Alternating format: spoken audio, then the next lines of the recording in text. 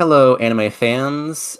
We are the anime connoisseurs, and today we are doing a tier list of some of our favorite anime protagonists and Yes, some others. because there were some ones that we wanted to talk about, and obviously that would take forever. That would be like a 8 hour long video. Yeah, this will be a bit. This will be a bit more subjective, I guess, a bit more Well, no, comprehensive. no. It's going to be objective. We're gonna go Well, I based think off of.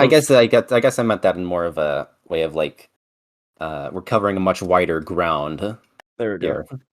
Yep. So the rules are we're gonna go over like the protagonists in terms of writing, and so we might end up sucking off a couple series. Oh, I think we're gonna end up sucking off a lot of series. No, we're gonna end up sucking off a few specific ones, and I think people are gonna start noticing that, which is okay. Yeah. But I mean, you know, yeah. So you want to get into it or? All right. Yes. So you can see our selection here. We'll explain each one as we get to it. Those of us who know of this series will give our reasons for why we like them or why we don't like them, and we'll place them accordingly. Now, And once we're all through them, we'll go through all the options again to see if there are any amendments we want to make. okay. Now, obviously, some of us haven't seen all of these, so we're gonna Yes, actually we'll keep things deafen our mics. pretty. We'll try to keep things spoiler friendly.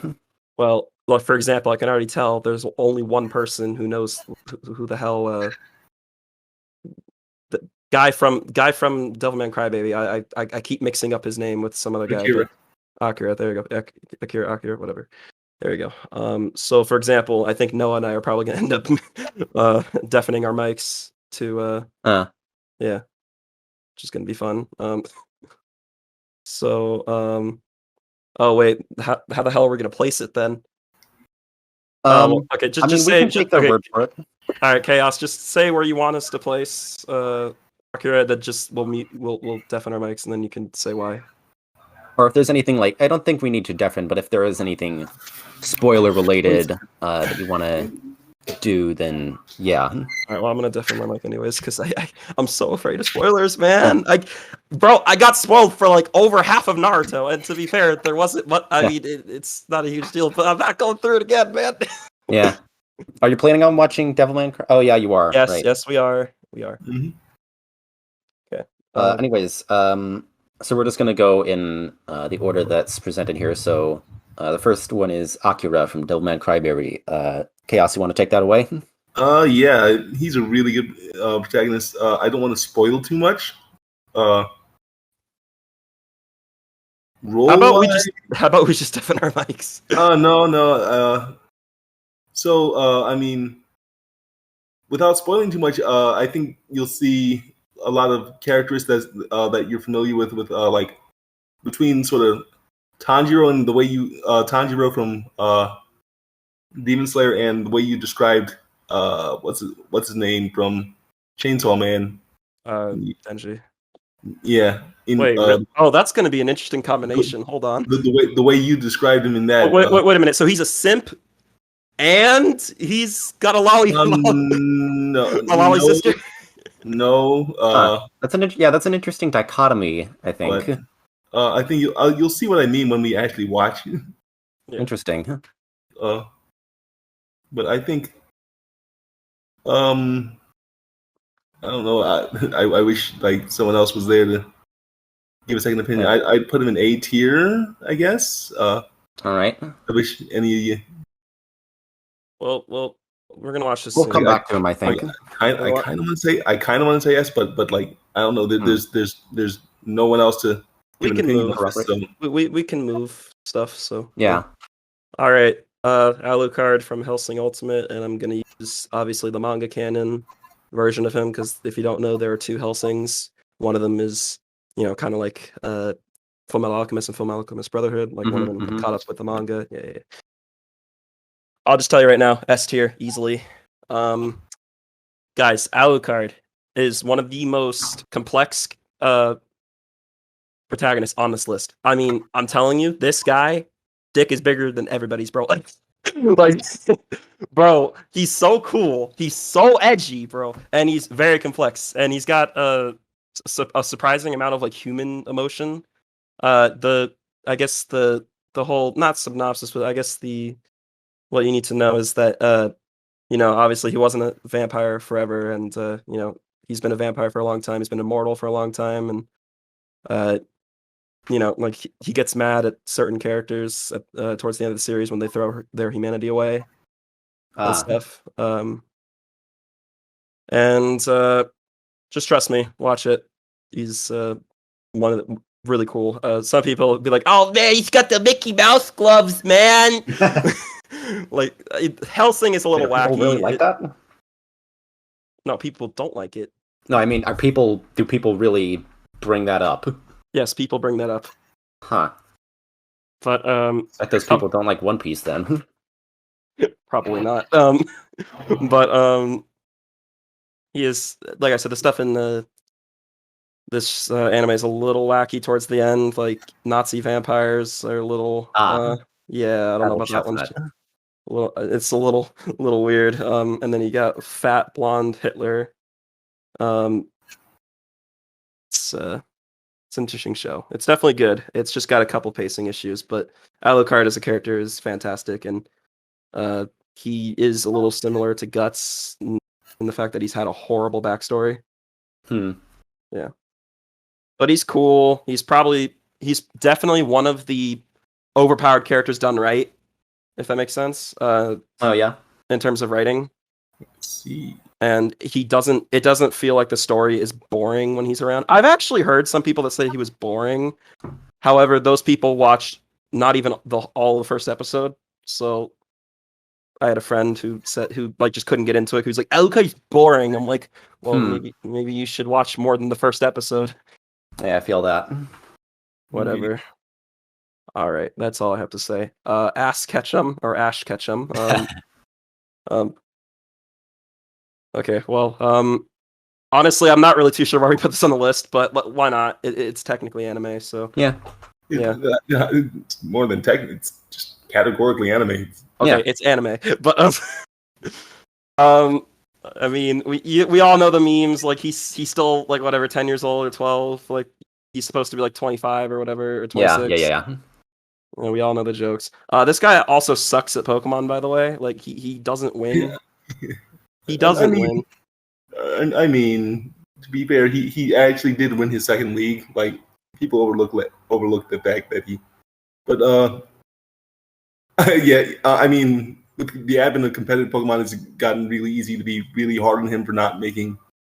Bro, his Pikachu is stupid. Like he killed a Latios, a Regice, and a Steel type or a fucking ground type with an electric type move, but he can't beat a Snivy, bro. What? Huh? This is anime logic, not game logic. The show isn't consistent. I know. It's just fucking retarded. It's there to appeal to kids. Yeah. Okay. There's parts where I don't think he's a great character. Honestly, it's Pokemon anime is all over what the place. Iffy. It's all over the place. I mean, it's not. I don't think there's points where it gets really good, and there's points where it's about on par with the Sword and Shield games. So, no, oh dear, oh no, not again. Yeah, so I don't know. I wouldn't give him any higher than C tier. I kind of me too. B. I don't. Maybe like C or D. I mean, do we have any protagonists on the list that are actually worse than Ash? That we can see so far. I think so. No, in fact, I think that's kind of a problem. We should have included more not good characters. Well, yeah. I mean, we could come back to generally well-known characters that we can. We could come back to like we could come back. I could add more characters, and we could come back to this. I mean, we could, but I don't know. We could just talk about them. Like I know. Remember that? Don't. Never mind. But There's one character from one of the Fates that's cardboard apparently, and then there's other characters. We'll get to the characters that I think are bad later, but they're here. Are they here? Yes, they are. All right. Next character. Is this the guy from? Okay, that guy is Tower either. of God. Yes. Okay, I was This going is, to say it's either Tower of God or God of High School. One of the manhwas. I don't know. Yeah. Haven't seen this yet. Yes, it is Tower of God. This is Baam. He's the main character, and if I'm being honest, I'm not finished with the Tower of God manhwa yet. I'm still working on it. I really, really should devote more time to catching up on it. But from what I've read, he starts out kind of weak. If I'm being honest, he's just kind of a bland. He's kind of bland. Doesn't have a whole lot of personality outside of like being kind of friendly, kind of dopey, and he is a certified simp. I'll say that much. Oh wait! Doesn't he simp for like one of the worst like women in all of anime? Yes, Rachel. He simps for Rachel for pretty much the entire season. And I'm not going to spoil what happens. But yeah, I think as the manga progresses, he takes a turn towards the positive. It's still not great, but I think he's definitely improving. But yeah, he still kind of maintains that kind of attitude and disposition throughout most of the manhwa. So I'd have to give him I'll give him low B tier. Manhwa fans, you can put me on blast, but that's what I'm getting so far. It's okay, Baam. I've met some horrible women in my life too. It happens. Some guys just attract bad people or bad women. I don't know. Usually women with family issues, from what I've seen. But story for no day. Yeah. Featuring Dante from the Devil May Cry series. This is about the anime, by the way. We just used the game picture for convenience. Okay, so here's the thing. He technically has an anime, but I'm gonna use the game. So have you watched the anime? Why don't we just put Master Chief on here while we're at it? Yeah. Oh well, you want to like? Does he have an anime? Does he have? He does. Huh? He does. There's a Halo anime. There is a Halo anime. Halo doubt it. That sounds like fire. Yeah. That sounds okay. Well, from what I remember, the anime is like relatively similar. It's a little weird. It's like just it's hard to explain. It's just like it kind of feels it's kind of strange. I don't think it's very long. It might be like 3 episodes or something like that, or pretty short. But in the games, obviously, I'm not going to go through the entire fucking plot of Devil May Cry, like 3 through 5, or well, yeah. But essentially, his father was this famous demon named Sparta, and unfortunately, the demon realm or whatever the fuck it's called in that game, a little bit too much of a sausage fest. It's called Hell? Yeah. No, it's just called. It's not called Hell. It's called the Demon Realm or whatever. But it was a little bit too much of a sausage fest in there. So your boy was like, "Hey, I'm gonna go find myself a nice white woman, and I'm gonna." Yeah. And then that's how Dante and Virgil happened. And then what happened was a longtime enemy for Sparta named Mundus. His followers decided to be like, "Hey, let's go kill Dante's parents," and they're like, "All right, bet." So they go in there, they kill Dante's mother in front of them, and this kind of traumatizes both Dante and Virgil. I'm not going to talk about Virgil, but Dante basically he devotes his entire life to devil hunting, or which is why he's a demon hunter, and obviously, if we all know the character, he has a lot of swag, if you could say, if for like a lack of a better word. Yeah. Very stylish. He's got guns, bro. He's got a fucking sword, bro. Like, and the games are hella fun. I would highly recommend them for anime fans. For those of you that haven't played them, if you like shonen, I think you'll definitely like Devil May Cry. Yeah, he's. Now, I personally prefer Virgil over Dante, but Dante's still really cool. And I'd say that he's at least an A. I think he's definitely up there in terms All of right. writing. So I don't know Akira, so I guess just put him right there. We are going to order these, by the way. So Yeah. I guess I don't know. I mean, Kari, have you seen both, or Seen what? Which one? have you seen both of the stuff in A? I have. I haven't really followed Devil May Cry. I've watched some stuff, but Okay. Hmm. Oh god, I just realized what the next character is. Time Oh my god. Alright, just to suffer. get it over with. Anyways, personal biases notwithstanding, I've had some time to think, to reconsider my stance on Deku as a protagonist. I used to think he was really, really good. And I still think he is somewhat good, but I've come to realize that there are some kind of, some things holding him back from being truly great, I guess. I feel, this is something that, I read in a post, at one point, is that, this is kind of manga spoilers, but not really. It's that Deku rarely faces like consequence. He doesn't. I guess he doesn't have any real like flaws. I guess the flaws that the manga presents are like, oh, he's too helpful and too self-sacrificing, and stuff like that. He's one of those types. But those flaws are never hardly ever presented as flaws in the story, and he rarely ever faces real lasting consequences from them. So the manga isn't done yet. Who knows if that's going to change or not. That being said, I do think Deku is. I do hold kind of a soft spot for Deku. He does kind of fall into that that other kind of like Tanjiro-esque protagonist that I mentioned back in the podcast episode. So as it stands now, I'd probably put him in like high B tier, above Baam, anyways. All right, Denji. All right, so Denji, do you want to talk about him first, or do you want me to? I'll say a few words. Yeah. So Denji, we've talked a lot about Denji in the last episode. So Oh yeah. For the ones that we've talked about, you don't have to like. Yeah, we'll keep it brief for them. Exactly. Yeah. Denji, he feels he like a lot of Chainsaw Man. He feels like kind of a breath of fresh air.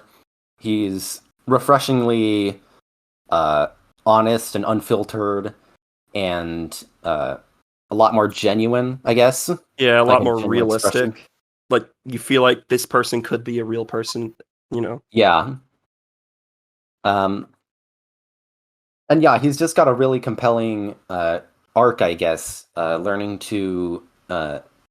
his own personal value and what he wants to do with his life and what he wants to do in the world with the power that he's given, I guess. And he's just a very fun character to watch for, obviously, his unorthodox. He's got a fucking chainsaw, my guy. Yeah, his head turns into a fucking chainsaw. That shit is fire. Yeah. You thought big swords were fun? Have you seen big chainsaws, my guy? Oh my god. Denji's great. Yeah. Do you have anything else to add? Well, some people want to be like, he's a simp. Well, first of all, I will say that it's a little bit more. The fan service in Chainsaw Man, in my opinion, is relatively mature. Yeah. And it's not like Obito or I guess Sanji. I haven't read One Piece, but from what I've heard, he's pretty up there when it comes to biggest simps of all time. Yeah, right? That's a conversation for another day. Yeah, but it's not like Obito where you don't fucking respect the character. And like the writing is bad. This character it's actually more like I don't want to say relatable, but no, this character's relatable as hell, but not for that reason. Bro, this guy, he just wants to get some sex, my guy. He wants to grope some tits. Who doesn't? Like, who doesn't want to do that? Like, that's hella relatable. And, like, I don't know, man. I mean, he's, I will say that when it comes to women, he hasn't gotten very lucky, unfortunately, and he's had some bad experiences, if Yeah, that's saying to say something. the least. Fingers crossed for part 2, you know. Yeah. Now, Karya, can you deafen your mic for like 10 seconds? Oh yeah. Sure. 1 second. Where's this definite thing? Spoilers up ahead, by the way, for those listening. Hold on. It's next to the mute button, or it's next to the mic button. Bottom left. It's not there for me. I have no bottom idea. left. Bottom left. Yeah, it's not there for me. Huh? It's not next to your icon. Go to your icon, your Discord icon, and then go to the right, and then you have mute, and then I'll say deafen. It's the headset one. Yeah, and then it's not there. No, it's there. Are you on your phone? Maybe just I'm leave not on my phone. leave and rejoin after a couple seconds. We'll ping you. Yeah. By the way, this is going to be edited out. Yeah, of course. He muted his mic. He didn't. There we go. All right. So, Karya's gone now. Because we just didn't want him. He couldn't figure out where the deafen button is. I guess it just wasn't there. But it. I don't know. Weird. Yeah. Whatever. So listen. A lot of people were very upset. I swear to God, when I read the last chapter, the first thing I did was go to the comments, because obviously you don't want to do that when you haven't caught up. Yeah. And the first comment, I'm not even joking. I'm so fucking upset that Denji didn't get laid. And that was the first comment. And I'm like, you know what? You're right. Bro, I don't know, man. A lot of people wanted us to see him get laid. Like they wanted him to Kameno or I guess Makima, but that would be a little that would make the manga a little bit more difficult to watch than it already is. Yeah, but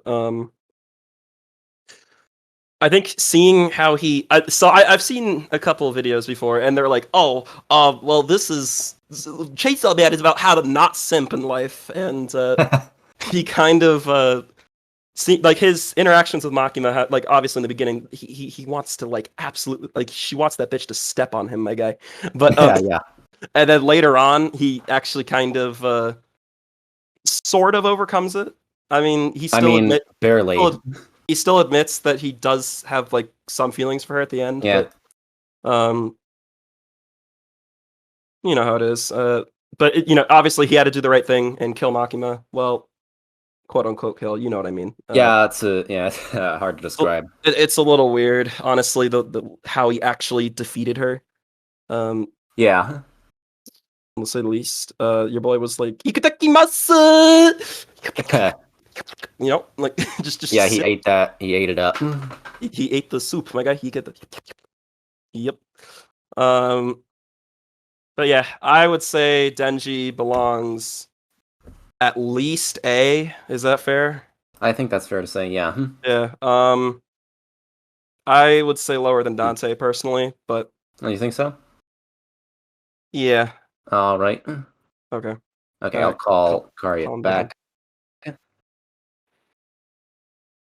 leave notes to, like, where to cut stuff out, but I think he'll be able to figure it out. Yeah.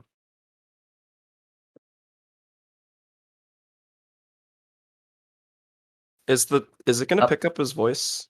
I think so. Okay. Yeah. All right, so that's where we place Denji. All right, Edward Elric. I've heard good things about him. Yes. When did Eren turn into a fucking school shooter? What the hell is that? What? Like, dude, what happened to him? I think. What happened? I'm not spoiling it. Okay. Like, jeez, bro. We'll get back to that. Yeah. But really, it's just Eren being Eren. To be honest. Good. The screen's not even showing up for me anymore. Cool. Are you not joined? Okay, here we go. Cool. Okay. Anyways, Edward Elric. I was almost about to talk about him in the video, but I didn't really find a good place for it. But Edward Elric is definitely in my top 10 for protagonists. He's actually quite unorthodox if you think about it. Like Hiromu Arakawa, the author of Full Metal Alchemist, actually has kind of has like pointed out that she kind of went out of her way to make him kind of unconventional from the traditional shonen protagonist. And that's definitely a good thing. Yeah, I think so. Yeah, I think so too. He's he's brash. He's kind of an asshole. He's a little insecure about stuff like his height. Yeah, that too. And his character is just really good and ties well into the themes of Full Metal Alchemist. The themes of equivalent exchange, brotherly bonds, all that good stuff. And the resolution he ultimately comes to, it's really profound, and I think it contributes to what I think is one of the best endings in anime/manga history. Now, one thing I want to bring up is that, bro, he has the drip, dog. Like, have you seen? Oh yeah, he's got the chain, bro. Like his red coat, like his black undershirt and like pants. Yeah, he looks so cool, and the gloves, bro. Like, oh my lord. Oh yeah, he's got one of the best designs. He's got the drip, bro. For real. Like he's definitely got that. He's definitely got a very striking design, and I think that's a lot of his appeal.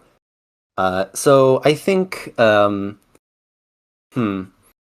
think he, at the very least, belongs to the top of A tier. Not sure if he's S tier, but we can move stuff around later. Don't worry. Yeah.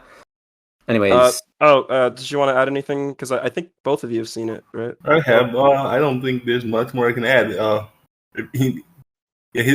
resolution that he finds in Brotherhood specifically.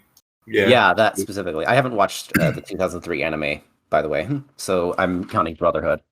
Yeah, manga canon. Yeah, the ending is weird to the original, especially with the movie.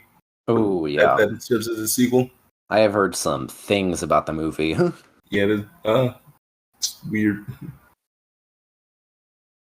All right, school shooter Eren. So yeah, Eren's great.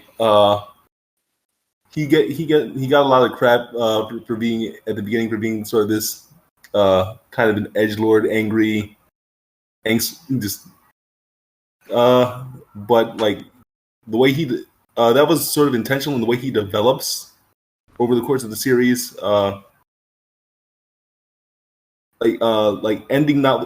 Ending notwithstanding, I don't think the ending to Attack on Titan, if you know what if you've seen it, really takes away from how great he develops. Basically, he there's several stages of his growth where he sort of his self-worth goes up and down. Man, I don't want to spoil this. It's okay. But yeah, there's that, and so the way you see him in this picture is sort of just he reflects sort of the whole huge burden he's got on himself at this point in the story. So I've heard a lot of people say that the current point he's at, and when I guess when I say current, I would imagine that means the anime, or like where he was in the manga before the ending. A lot of people compared him to Lelouch. I've heard there's a reason for that. Again, without getting into spoilers, there's sort of it's sort of that, but it's done with a different angle. You'll probably. I'm not saying that they're carbon copies. I'm just saying that you'll probably be able to guess. Yeah, you've kind of spoiled it for me a little bit. I don't really care. I'm not going to watch this, but I kind of get what you're saying. Like when it comes to how he turns into Lelouch, and I know what I guess plot twist that involving him you're talking about. Because I was actually just talking about it with Saito. Oh yeah, yeah. So yeah, where would you put him? I would put him. I'd put him in S tier, honestly. Really? Okay. Yeah. Above or you don't know. So there you go. I was about to. Never mind. Why does my chest hurt? Oh my god. I'm fine. Just keep going. All right, so this is JoJo Part 8's protagonist, Josuke Higashikata, well, also known as Gappy, kind of as a nickname. I'll be referring to. Please don't spoil part 7 for me. Yeah, this is Part 8, by the way. Oh, okay. We'll get to Part 7 in a bit. I'll be referring to him as Gappy for simplicity's sake, for reasons that you'll learn about soon. Actually, Johan, I might have you deafen for a bit because I do want to talk about the spoiler. Okay. To deafen? Okay. Karya or Kayas, do you care about spoilers? Not at all. I've kind of spoiled myself on JoJo quite a bit, so. All right. So the main crux of Gappy's arc is sort of is self-discovery. You know, he wakes up and has amnesia, and he has no idea who he is. So the most of JoJolion is centered around him, ingratiating himself into this town and gathering clues as to what happened to him and who he used to be. And we learn eventually that he is an amalgamation. Oh yeah, of Kira and who else? Kira and another character named Josefumi, I think. Yeah, Josefumi, who were merged together because of the Rokaka fruit. That's a whole thing. And because of this, he has 4 testicles, so that's something. But yeah, his disposition, it seems kind of dopey at first, but it eventually grows into something really interesting. And as the plot kind of evolves past the like murder mystery aspect and like figuring out who he is, and evolves into like something new entirely, into this sort of I guess this rush for the valuable Rokaka fruit by the other antagonists who are introduced later. We start to see some of Gappy's sort of resolve develop as he becomes more confident in his identity and protecting the things that were valuable to him in his past life. And a lot of good stuff has come out of JoJolion so far, and we're not sure whether it's almost over yet, honestly, which is kind of wild. So there could be more room for him to grow. As for that, I'd say he's low A tier, probably. Okay. All right, I'll call him back. Yeah.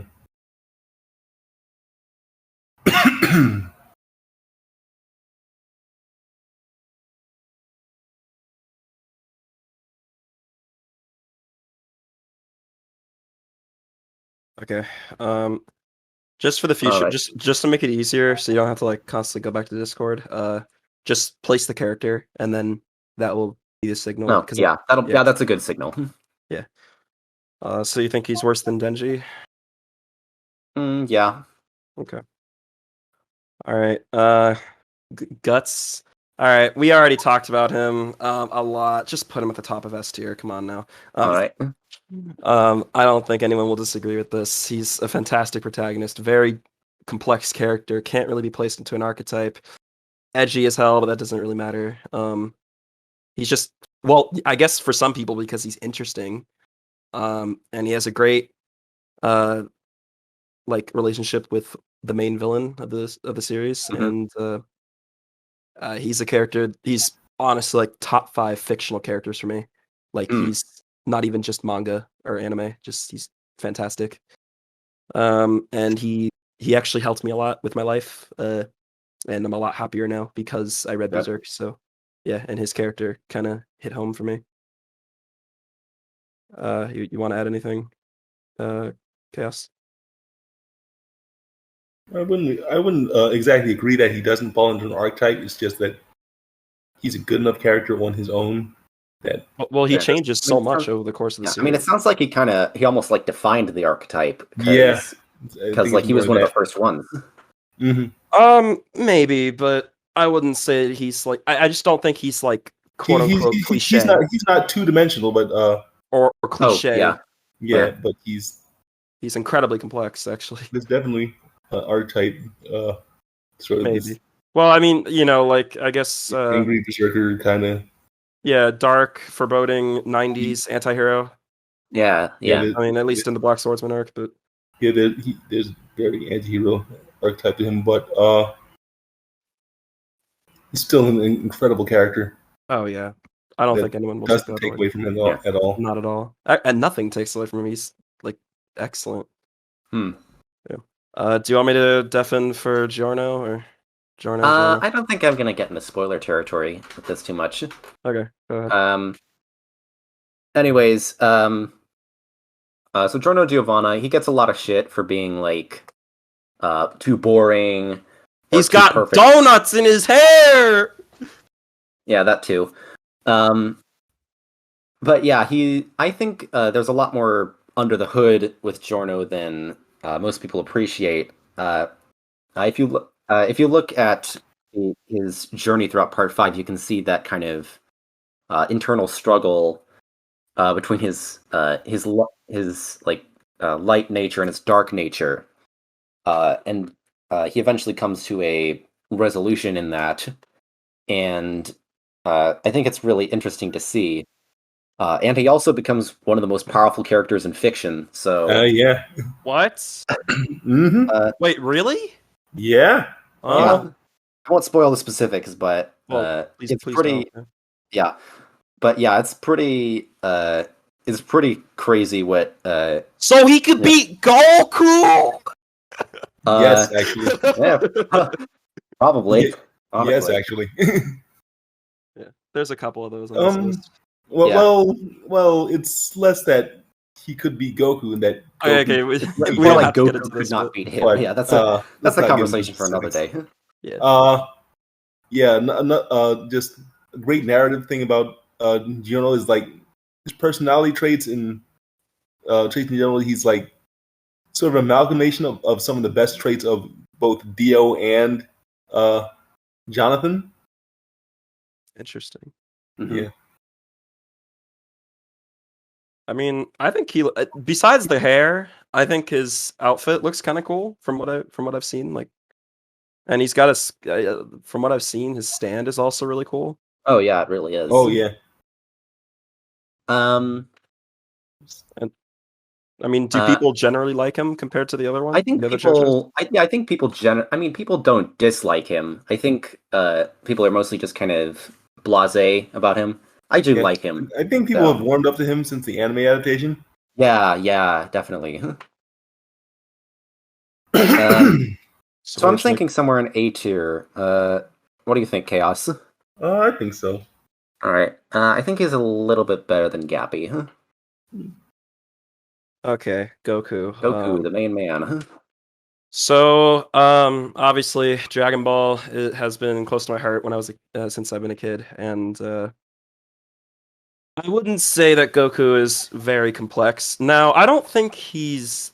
People give him shit that he's like stupid, and that he's too simple. However, he has a flat character arc, and what that means is that other characters change around him, which is fine, especially for shonen. That's fine. Yeah. However, the arguments that, let's say, you won't hear every 5 YouTube videos, you'll see them like in forums and just like with specific people. People say that he's a little bit of a fighting like addict, like he's like a crackhead when it comes to fights. A lot of people say that he shouldn't have let Vegeta go at the end of the Saiyan saga. The whole thing with Super, where he basically put the entire universe in danger just so he could fight a bunch of people. I mean, and then giving Cell the sensu, yeah. One apt comparison I think about is comparing when people compare like Luffy and Goku, saying like how similar they are. The main difference I heard was like if you gave Luffy the choice between like saving his friends and finding the One Piece, Luffy would save his friends hands down, no question. And Goku would do the opposite. Well, not necessarily, but like if you gave Goku the choice between like saving his friends and fighting the strongest being in the universe, he would at least have to think about it. Yeah. And I remember when Noah and I were having don't die over there. I remember when Noah and I were having a conversation about Dragon Ball. When you like just finished the manga or something like that, you said that you really liked how Goku wasn't like Naruto or Luffy, where he had like a grand ambition in mind. He just wants to become the strongest. He just wants to be like, Strong for its own sake. Yeah, become stronger. Breach his limits. Is that like break his limits? Break his limits. Yeah. And listen, Goku is really badass at times. Okay, UI Goku is so sick, guys. Like you have to know that. Like, I mean, have you seen him? Like he's literally got the drip, like literally dripping, bro. It's like, I mean, he's got aura around him, and he's like, da, da, da, da, you know? Yeah, we all know. That's how it is. Yeah, I think UI Goku is definitely one of my favorite forms in Dragon Ball. This partially because of how cool it looks. Oh yeah. But and then even his Super Saiyan hair, like his Super Saiyan hair looks sick. I mean, yeah. I mean, Vegeta's hair doesn't really change. Like it just turns a different color. But like, yeah, like Goku's family, like Gohan, his hair looks sick as fuck. But I will say that Goku has like protected the Earth from time to time, and obviously he didn't know that he was a Saiyan for like half of the series. We're counting. I guess. Yeah. So I guess we should just say all of Dragon Ball except for GT because that's not canon. Yeah. Okay. Well, I would say overall. By the way, I haven't read the Moro arc or the arc after that yet. So the latest I've read is up to the Tournament of Power and then the Broly movie. But I've seen everything else, including GT. But I would say that he's like he's not a bad protagonist at all, and I do think that he can be like a character that a lot of people could learn from, or a lot of people could. He's like a very what's the word I'm looking for? You want to fill in the blank? No. Iconic? No. No. Like he's. Oh my god, I feel like such an idiot right now. Well, yeah. I mean, obviously he is iconic, but yeah. I mean, he hosted like the Olympics, or the one in Tokyo that's gonna happen, or got canceled. Yeah, probably is, or I don't know. It's gonna happen this year, but yeah.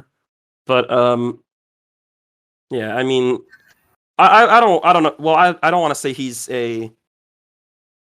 Oh my god, my brain is just not here right now, bro. I need more sleep. But you can learn a lot from him, and he is a character you should idolize, but not for everything, obviously. Yeah. I mean, I've heard a lot of people, they would start working out because of characters like Guts and Goku. Like stuff like that. Like they've like made their lives better because of him. Or I think he's definitely good. Yeah, he's definitely a good role model up to a point. Just the idea of like continuous self-improvement and always looking to break your own limits. I think that's pretty inspiring. That's the word I was looking for, by the way, and I'm so sad. I'm very sad with myself. Your boy hasn't gotten sleep. It's pain. Bro. Yeah. Anyways, where do you think that puts him? Okay, so I don't think he's S. I would say top of B, bottom of A. I would. Right. Yeah, I think top of B is good. Yeah. I don't think he's the best shonen protagonist at all. Yeah. By the way, is AOT, does that count as mecha or does that count as shonen? I think most people generally consider it to be shonen. Wait, which series are we talking about? AOT. AOT. You said it's like biomech or whatever, right? Technically, it is biomech. I'm not sure what genres it technically falls into. All right. Well, whatever. I mean, did it I run? think it's still technically falls into the shonen demographic, but I don't remember what. Well, it was published on Shonen Jump, right? I don't think it is actually. Really? Huh. I'll look that up later. I But can it is look it up counted right among now. it is mostly counted among like the typical shonen types when in discussions, I guess. All right. Uh, I suppose it would be considered fantasy, but let's yeah. see. Genre: action, dark fantasy, post-apocalyptic. Yeah, post-apocalyptic. Okay, Absolutely. post-punk, that sounds about right. Yeah. Let's see. But in terms of anime genres, Demographic like, shonen. yeah, it is shonen, but all right, let's Gon. This is another character that I talked about at length in the. This is another character I talked about at length in the video. So if you want a more detailed examination, then you can just check that out.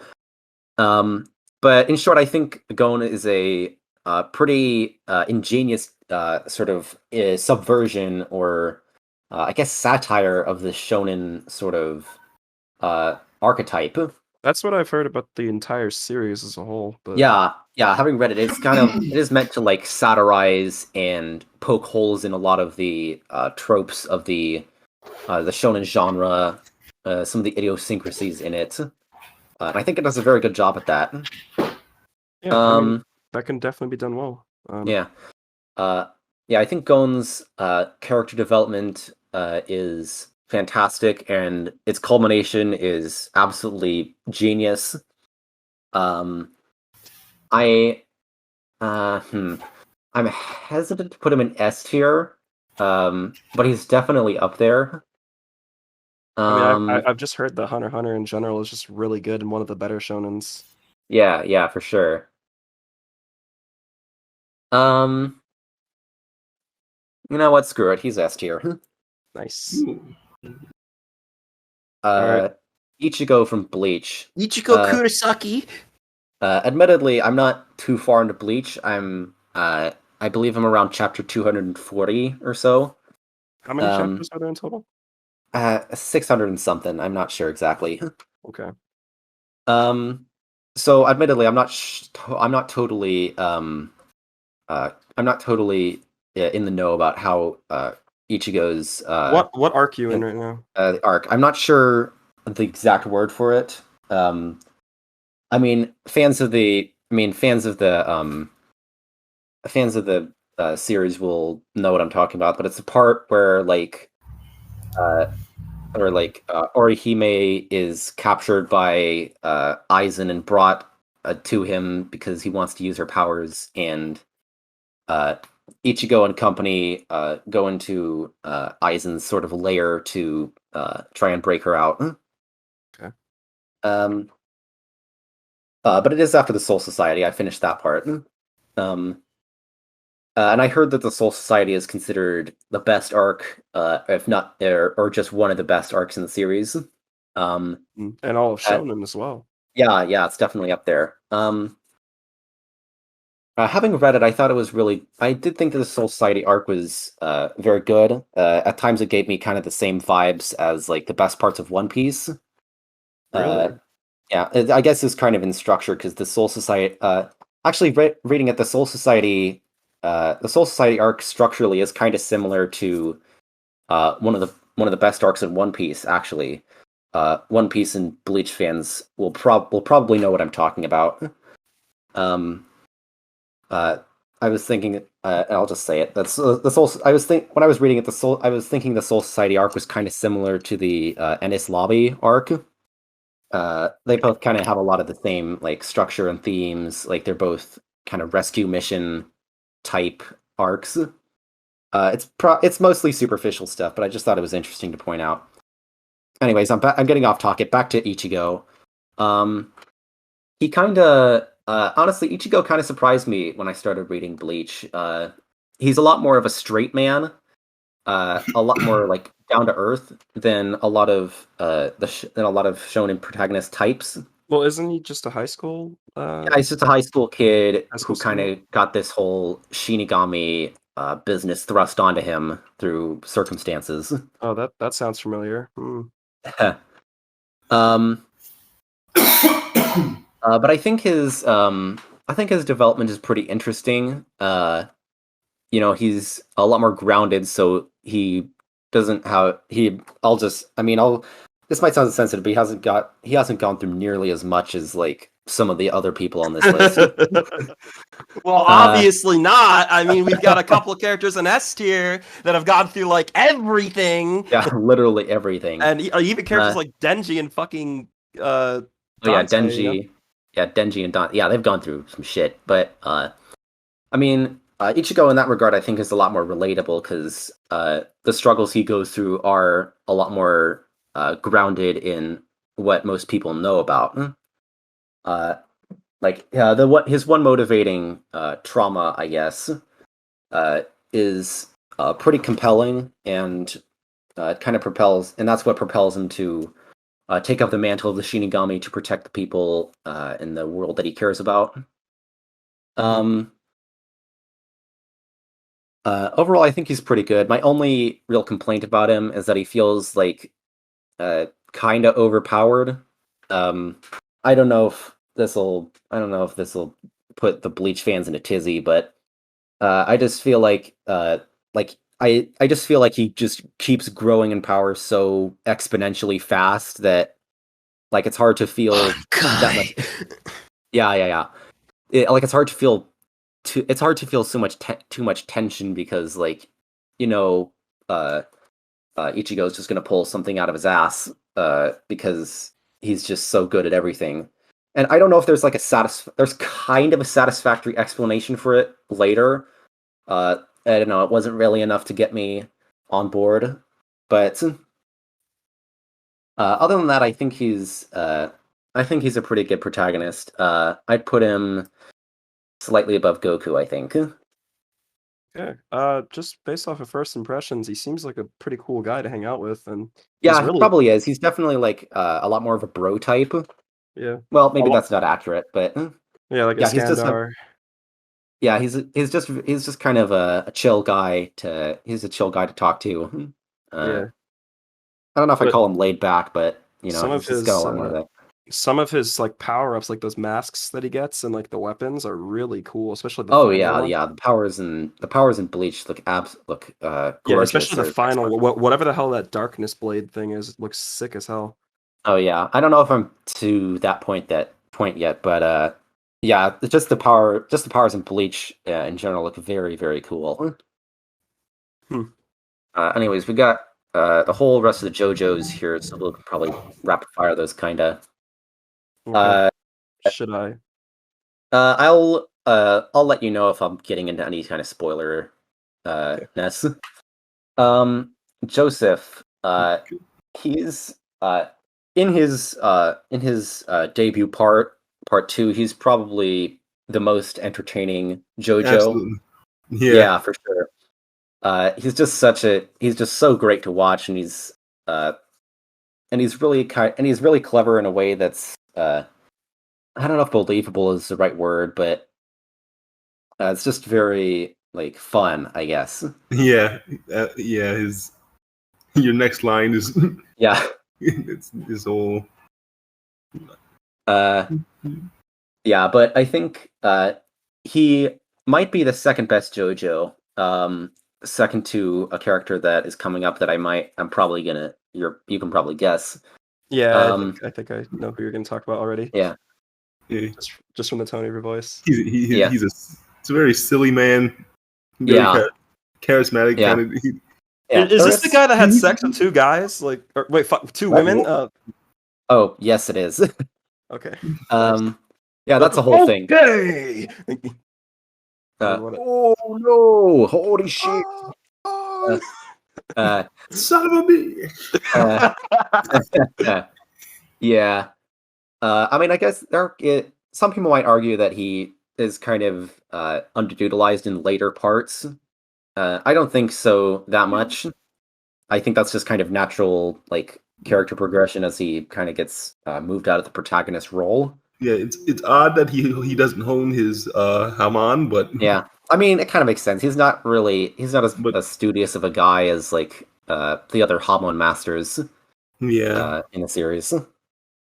Um, as for that, I think he belongs in A tier for sure. Where do you think he belongs in relation to Akira? I think I'd still put him under Akira, but Yeah. All right. Is this part Jonathan. one? Is that part one? Yeah, this is part one. Jonathan and Johnny. I talked about these two in conjunction with each other and the kind of how they relate to each other. So I'm kind of going to do that here. Jonathan, he's the first JoJo, kind of he's sort of the prototype for all the future JoJos. Uh, he's kind of I mean, I have not watched Fist of the North Star, but I imagine that he's kind of he's a very similar to Kenshiro. design wise, yes. From what I've seen, personality wise, not really. Interesting. Well, anyways, he's a lot more straightforward as a character. I would almost go as far to say maybe stereotypical, even a little bit. Yeah. He's very much that kind of like noble, chivalrous type that was very popular back in the 80s. That was a thing, huh? So the chivalrous type was popular in the 80s, and then the anti-heroes were popular in the 90s? Yeah, kinda. Part one was written in like the late 80s, so maybe we're kind of seeing the tail end of that.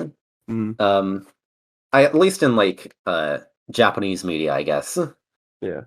But as for that, I don't think he's quite as boring as other people say. Absolutely not. Yeah. Yeah. I want to talk about boring characters. We'll get to those.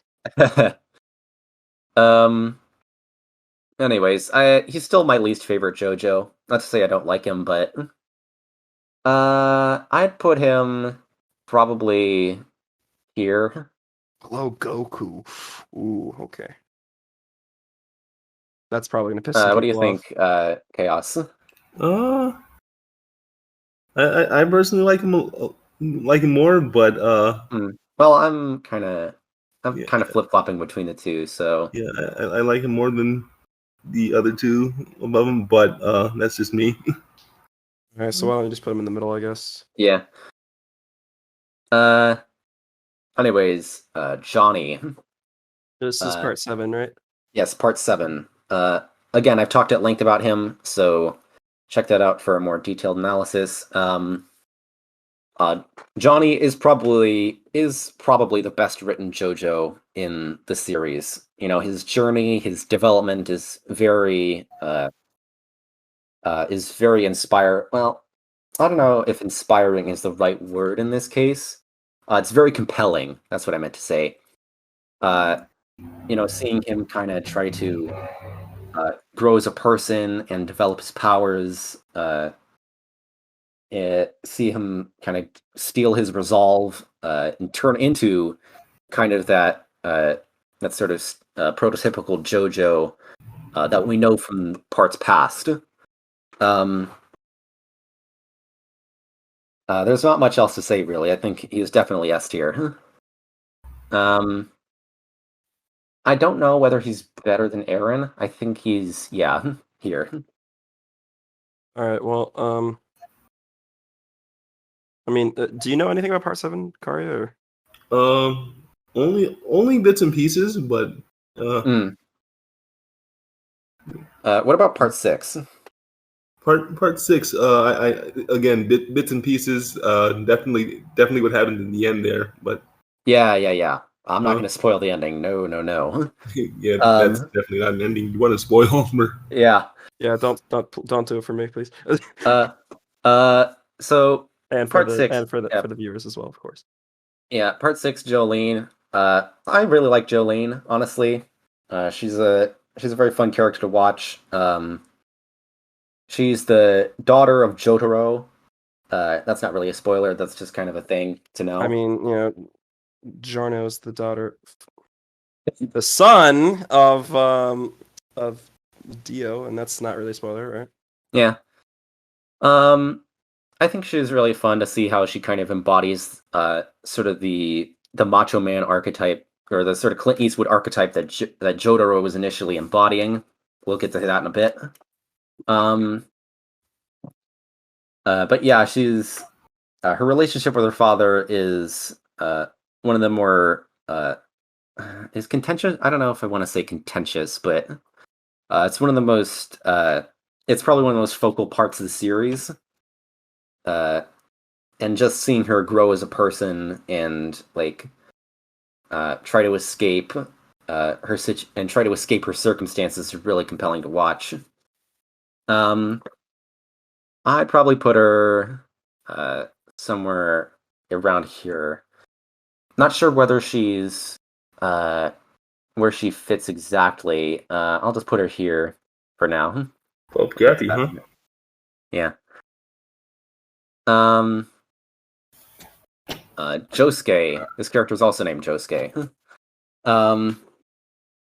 This is part 4's JoJo. He is this isn't a spoiler, but he is the illegitimate child of Joseph Joestar. And he just shows a lot of traits with Joseph. Yeah, absolutely. Yeah. Sort of Yeah. that. I'm gonna go downstairs and grab that some water. while you mischievous guys kind talk of. about this. Yeah, we'll just be talking about JoJo, so you won't Yeah. be missing too much. Yeah, he's got that sort of mischievous side to him. Yeah, the mischievous, sort of playful side. He kind of has that like he has that kind of more I don't know if laid back is the right word, but he kind of embodies the vibe. That is the reason that I really like part 4. It's probably my second favorite. He part of definitely JoJo. embodies the part, just being sort of your average school guy, sort of. Yeah. Sort of with this whole what's that punk design kind Pompadour, archetype, or like the sort of delinquent kind of archetype that he that sort of models delinquent himself on. Yeah, that delinquent that delinquent archetype is Pompadour. Yeah. What did you say about my hair? Yeah. There's a specific name for that, and I don't remember what it is. Yeah, it's probably some Japanese word. But yeah, I mean, I don't know. I can't say that his character is particularly like well developed, but he's just a fun guy to watch. He's just really fun to watch, I think. Absolutely. Yeah. For that, I think he's just below Giorno. Mm-hmm. And finally, Jotaro. No, this is probably the most popular one, right? Oh yeah, far and away. I think Jotaro definitely gets more interesting as the series progresses. I think he's more interesting after part 3. To be honest. Yeah, that's what I meant. He, like as far as being the protagonist goes, he's probably my least favorite. But like as a character as a whole, yeah, the totality of it. Yeah. He's really good. Yeah, as I mentioned earlier, he kind of embodies that sort of tough guy Clint Eastwood type that was very popular back in the day. Stoic badass. Yeah, the stoic badass. He's definitely got some really good moments in part 3. Like the gambling scene comes to mind. That scene was just so fun. But anyways, yeah, he definitely gets more interesting as the series progresses. We learn more about the lingering effects of what happened in part 3 and how that affected him and his relationship with his family. That's part of why I like Jolyne in part 6 so much. But as a protagonist, he's pretty good. Do you think he's better or worse than Josuke? Part 3, I'd say worse. After part 3, I'd say better. So, we'll put him below Josuke then. we're counting him as a protagonist. Yeah. Yeah. All right. Kiritsugu Emiya. Kiritsugu Yes. Emiya, man, the man. I'm gonna take this one. Wizard Chaos. John Wick. For my what? Magic John Wick. Oh, okay. Yeah. All right. Do you want me to talk about him first, or? Yeah. You. I think you can go first. Okay, so Kiritsugu is probably one of my favorites on this list. I appreciate his character a lot more after I finished watching Fate Zero, and even even when I was watching it, like he was definitely my favorite non-stand character. So his character arc is all about overcoming emotions. Unfortunately, if there's one word that you associate with Kiritsugu, it's depression. However, he does have a very, very nice woman next to him all the time. One of my favorite female characters.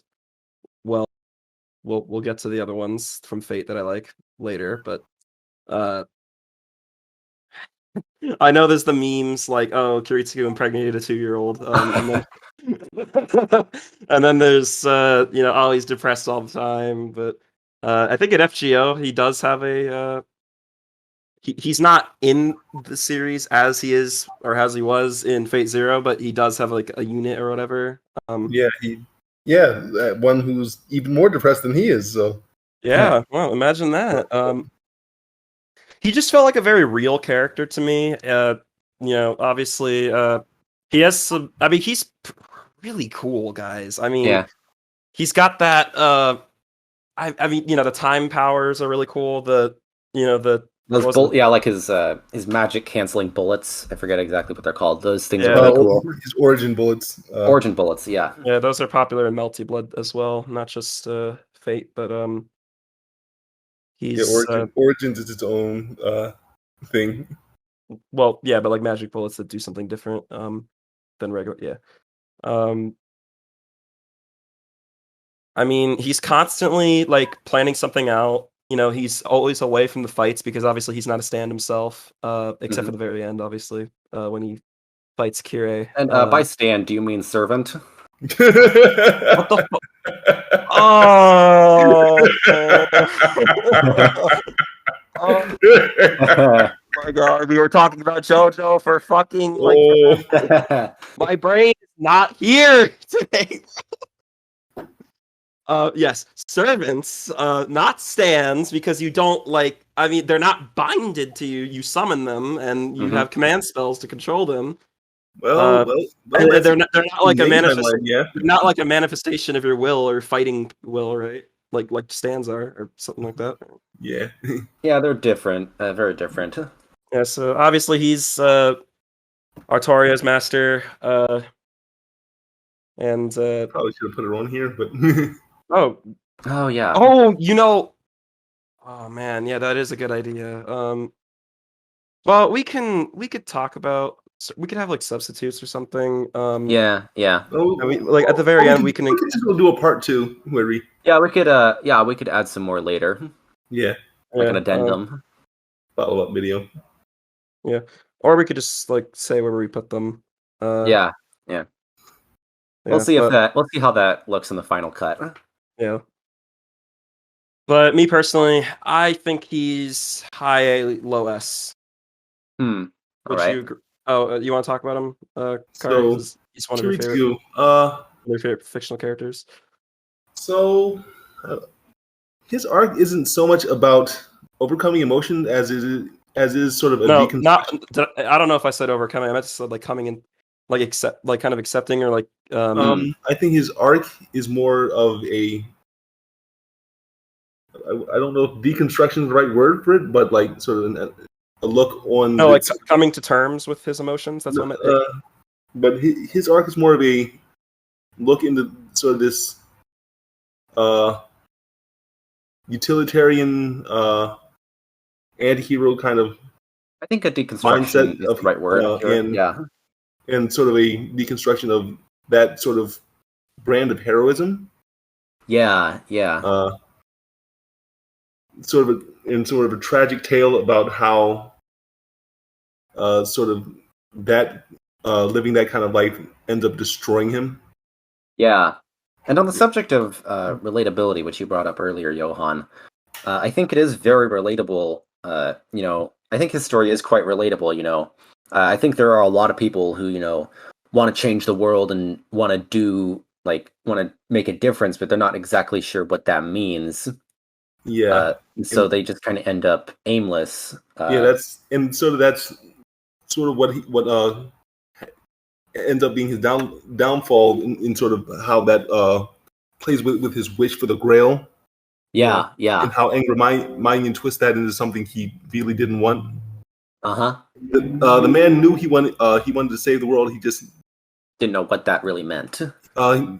He knew sort of what it meant. He just didn't want that methodology to be the way that he goes about it. And since he couldn't sort of comprehend any other way to save the world, that sort of backfired on him.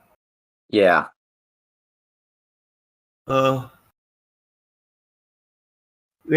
sort of we'll get to Shirou because a lot of his character arc is based on what Shirou established back in Stay Night. Again, Zero is a prequel to Stay Night, but Stay Night came out first. Does Zero have its own? Does Zero have its own light novel? By the way, Zero does have its own light novel. And a manga adaptation as well. Oh, I meant to say visual novel. Sorry. Visual novel, no. Ah. It's got a light novel, manga, and the anime. I see. Well, it was done really well. Whoever adapted that, because a lot of I know Kiritsugu's gotten pretty controversial in the Fate community as a whole, just because. Really? I think it's mostly because people feel anime only specifically think he's a better character than Shirou. And don't give Shirou the appreciation he deserves. I see. And again, his character arc is pretty derivative of Shirou, which is something that's done on purpose. Yeah. Well, detaching him from Shirou. Yeah, it's done on purpose because sort of Shirou picks up sort of his mannerisms, his chivalrous attitude, not chivalrous attitude, but like his self-sacrificing heroic attitude from Kiritsugu. Okay. But I still think he's an incredible character. I'd put him. He's one of my favorite characters. Fate Zero is my favorite anime by far. I'd give him S tier. I would agree with you on that. So Noah, since you've seen all three of these together, do you think he's better than Gon and Johnny? He might be better than Gon, but I don't know if he. Actually, he is better than Johnny. Yeah. Okay. Is he better than Eren? I'd say better than Eren. Yeah. Put him up there. Just because that ending of Attack on Titan was quite controversial, and to a lot of people that sort of ruined character arc he was going through. But I don't personally agree. But by the way, I hear that there's like some added pages to the final chapter that supposedly changed things. Those added pages, but that was even worse. Yeah, those added pages did nothing for Eren. It's just sequel bait. It's awful. I see. Oh, sequel bait, huh? Yeah. No, I heard everybody. So I have a friend who's an international student from China, and he's very well aware of the opinions of anime in terms of like the Chinese opinions and the Japanese communities, respectively. And basically everybody in those two, or mostly everybody. Yeah, I'm not saying everybody's like generalization. Yeah, like the general consensus over there is that it was awful. Like the end, everyone hated the ending there, and they were saying some really nasty stuff. Like, they should have taken the AOT author instead of Miura. But like, Jesus, it's horrible. Yeah, people are assholes. I don't think the Attack on Titan ending is as bad as people seem to think. But yeah, those extra 5 pages specifically being sequel bait. Nah. Don't know and about I that hear shit. it, and I hear it's from apparently really controversial editor. I think he did like Domestic Girlfriend or something. I don't Ooh. know. I don't know what went on with that, but Hmm. yeah. All right, now in terms of how he fares against Alucard, I like Kiritsugu more, but I do think Alucard is better, Hmm. a little bit, just because of Alucard's complexity and All right. how. Yeah. Oh my god. Oh, I can already tell we're gonna. Yeah, we're gonna get some comments Yeah. about this, I think. So, oh my god, we're gonna get some YouTube comments. Well, yeah, we will get YouTube comments, but we're gonna get some fucking comments. Yep. We're gonna get some very not nice comments, and it's okay. That's okay, but like, well, no, it's not okay, but like, it's gonna happen. Like, it's inevitable. Yeah. All right, listen, man. I love Lelouch. She's I mean, if you watched our last video, I Yeah. sucked him off the entire time, bro. I He can is. I can deafen myself if you want to talk spoilers. Oh no, we don't need to. Oh well, I guess we could. Yeah, deafen yourself. Go ahead. All right. Yeah. All right, the main man, Lelouch. Okay, so Karya and I have both seen Death Note and Code Geass, and we're just gonna talk about. We're not gonna talk about the one shot or like the sequel to Code Geass. We're just gonna talk about the main shows for respectively, and I think that's fair, right? Oh, the original series, yeah. Yeah, Part 1, Part 2. yeah. Well, I mean, for one of them, yeah. I don't want to spoil. Yeah, but okay, so Lelouch. I'm gonna tell you all right now. I think he's fantastic. Some people say he actually carries the show. I mean, dude, he's a very I wouldn't say charismatic guy, but it's just for the reader. There's definitely You respect him. You respect him. Like, he is one of the most respectful protagonists on this there's list. definitely charisma there. Absolutely, that he wouldn't have been able to lead people otherwise. I'm just saying, like, overly charismatic compared to like other I mean, characters. I think he is like he's a very theatrical guy. Kind of knows how to put on a show, get people riled up. He does. Now, here's the thing. The thing that makes me think so highly of him is how he handled like the entire plot, especially the last 7 episodes. I mean, he basically had everything planned out. I mean, I mentioned, like, he learns from his mistakes a lot. He doesn't fall back on like supernatural intervention and stuff like that. And at the end of the series, he's just, bro, he completely outsmarts Schneisel, and even with some of like the bad plot points, like, the stuff with Euphemia and with Emperor Charles, it doesn't take away from him at all, and his interactions with the villains are, fantastic. His ideology, like his ideologies, like, getting your hands dirty for the sake of a rebellion and for the sake of change and for the sake of, actually having, something significant and like monumentous, like something that actually makes an effect, leaves an effect to change society or to change the emperor, like the empire. He thinks that the Britannian Empire is terrible and it should be reformed, and he's the one that needs to overthrow the empire. And it's really cool to see him. He's basically going to war against probably the biggest empire in the world. It's really cool to see how he outsmarts like Cornelia and Schneisel, for like in particular. I think that was just amazing, and it was just incredibly like compelling because it was just so cool to watch how he absolutely just outplays everybody. And he's just so cool, bro. I mean, have you seen his design? He's got all of the drip, my guy. Like, bro, like there's a reason why C2 is his woman, like he's fantastic, he's the real one, he is yeah. I was about to say something stupid, but you know what I mean, like So I would say, well, Noah's not here to replace it, but he's definitely S tier. I think we can both agree on that, right? I think I can agree on that. I think a large portion of what makes him so compelling is sort of how he manages his relationships throughout this whole.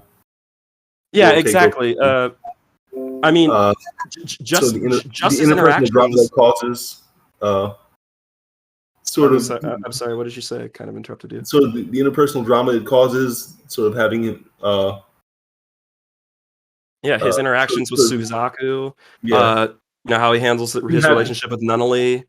Him having to sort of hide his identity is a really cool thing. It is, yeah. And his once again with like similar to Kiritsugu, his utilitarian, like his actions, like his just really cool, man. I mean, like it's honestly, I don't think anybody will say that Lelouch is boring at all. I think most people. Yeah, I don't think that's ever going to be something to take. Unless you just don't like mecha or you just don't like political strategies and like stuff like that. I mean, in which case you wouldn't like Death Note either. But let's call Noah back. Unless you want to say something. No, I think I'm gonna. All right, just ping him. You want me to ping him or? Remember, just place the guy. Place it. Remember, I can't. He's recording it. Oh yeah. Call him back. Do it.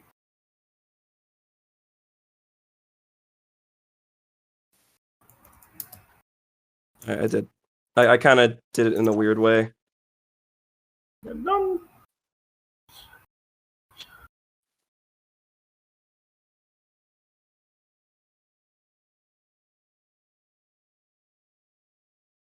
All right, I just pinged him. Hopefully he'll come back. But Lelouch is one of my favorite protagonists. I think he's there. We go. All right, Noah, put him between Guts and Alucard. Would you put him above Kiritsugu, Noah? I'm sorry, not Noah. Karya. Because I definitely would. Sure. Okay. All right. Oh god, this is where we get into the debate. These are the dislikes coming. Light Yagami. Okay, listen. They're both amazing. Okay, I'm just gonna tell you right now, they're both S tier. All right, they're both fantastic. However, oh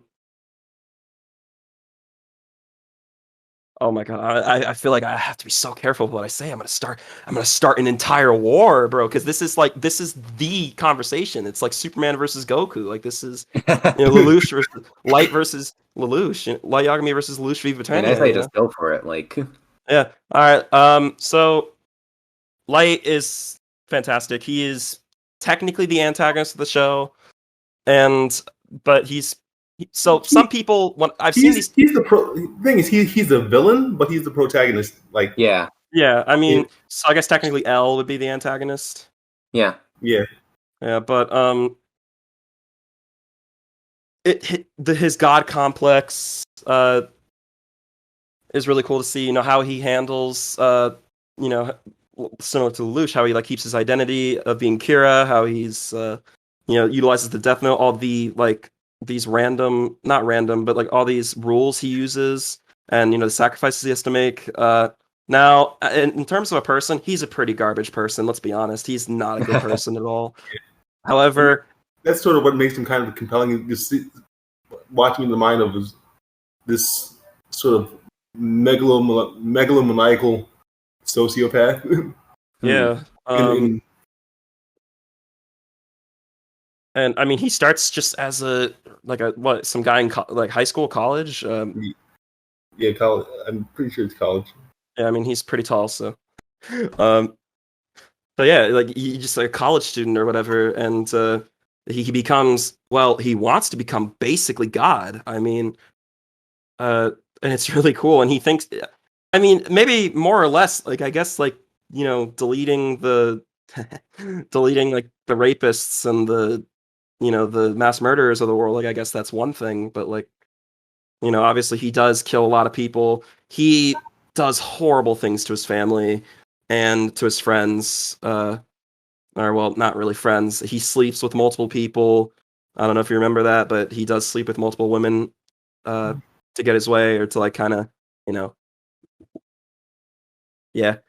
But I think the one thing that we should talk about is his relationship with L and his interactions with L, like the cat and mouse game, or like he basically plays chess or checkers or whatever with him, and it's really cool to see. And I think him versus Light or him versus L is probably one of the best anime rivalries of all time, in my personal opinion. And I do like him. He's not my favorite character, but Death Note was one of the shows that I watched a long time ago. So, and that's probably why I don't remember as much, and why I can't. I'm struggling to talk about him more than like some of the other ones. But now I will say what happens to him at the end, are like, I guess, and I think you guys know what I'm talking about, is kind of bullshit. Like how he, what happened to him, that was really stupid. And what happened to him should not have happened to him at all. And I think most people would agree but that doesn't really take away from his character. That's just, writing. So I'm not saying he should have won, but he should have won. Fuck that. No, I want him to kill everybody, bro. Fuck that. Not that he should have won, but it's the way he got to that point wasn't very satisfying. No, not at all. And I think a lot of people were upset about that. But I mean, the anime's old, so we've had a lot of time. Okay, so do I think he's better than Lelouch, or do I think Light is better than Lelouch? No. All right. Arya, what do you think?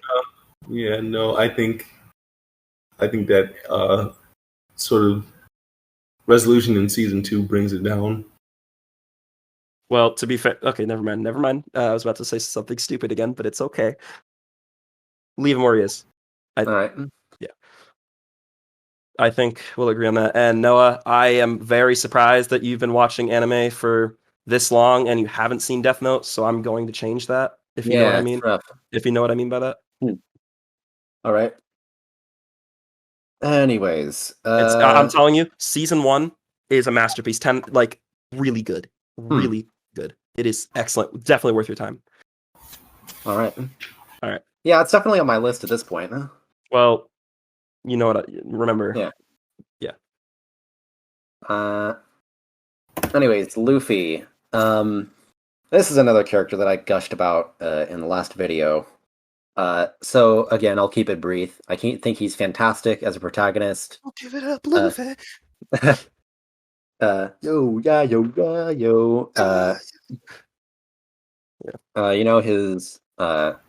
His strength of character and his goals are really admirable.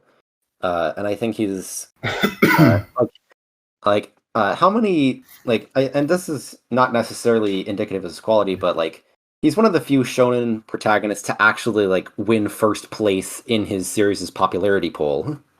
Ooh. Oh, yeah, that's actually interesting because because I'm pretty sure in Naruto's first popularity poll, Naruto got beat. No, not even close. Not even fucking close. No. Kakashi, Itachi, Itachi, and Minato. That's top 3. Yeah. Gon lost to Killua, I think, in his first popularity poll. Yeah, that makes sense. A lot of people really like Killua. Yeah, and I could probably name a couple others, but Luffy, he got first place, and I think that just goes to show how strong of a character he is. That even among the eclectic cast of One Piece, he stands out as the best. Okay, now one thing I will bring up is that Goku, I think, technically is the most popular character in Dragon Ball, but to be fair, a lot of kids watch it, so yeah. And the reason why Goku is the most popular is because he's always there. Yeah. And I think most fans, if you ask them, will say that they prefer characters like Vegeta or Piccolo or Gohan, etc. Yeah.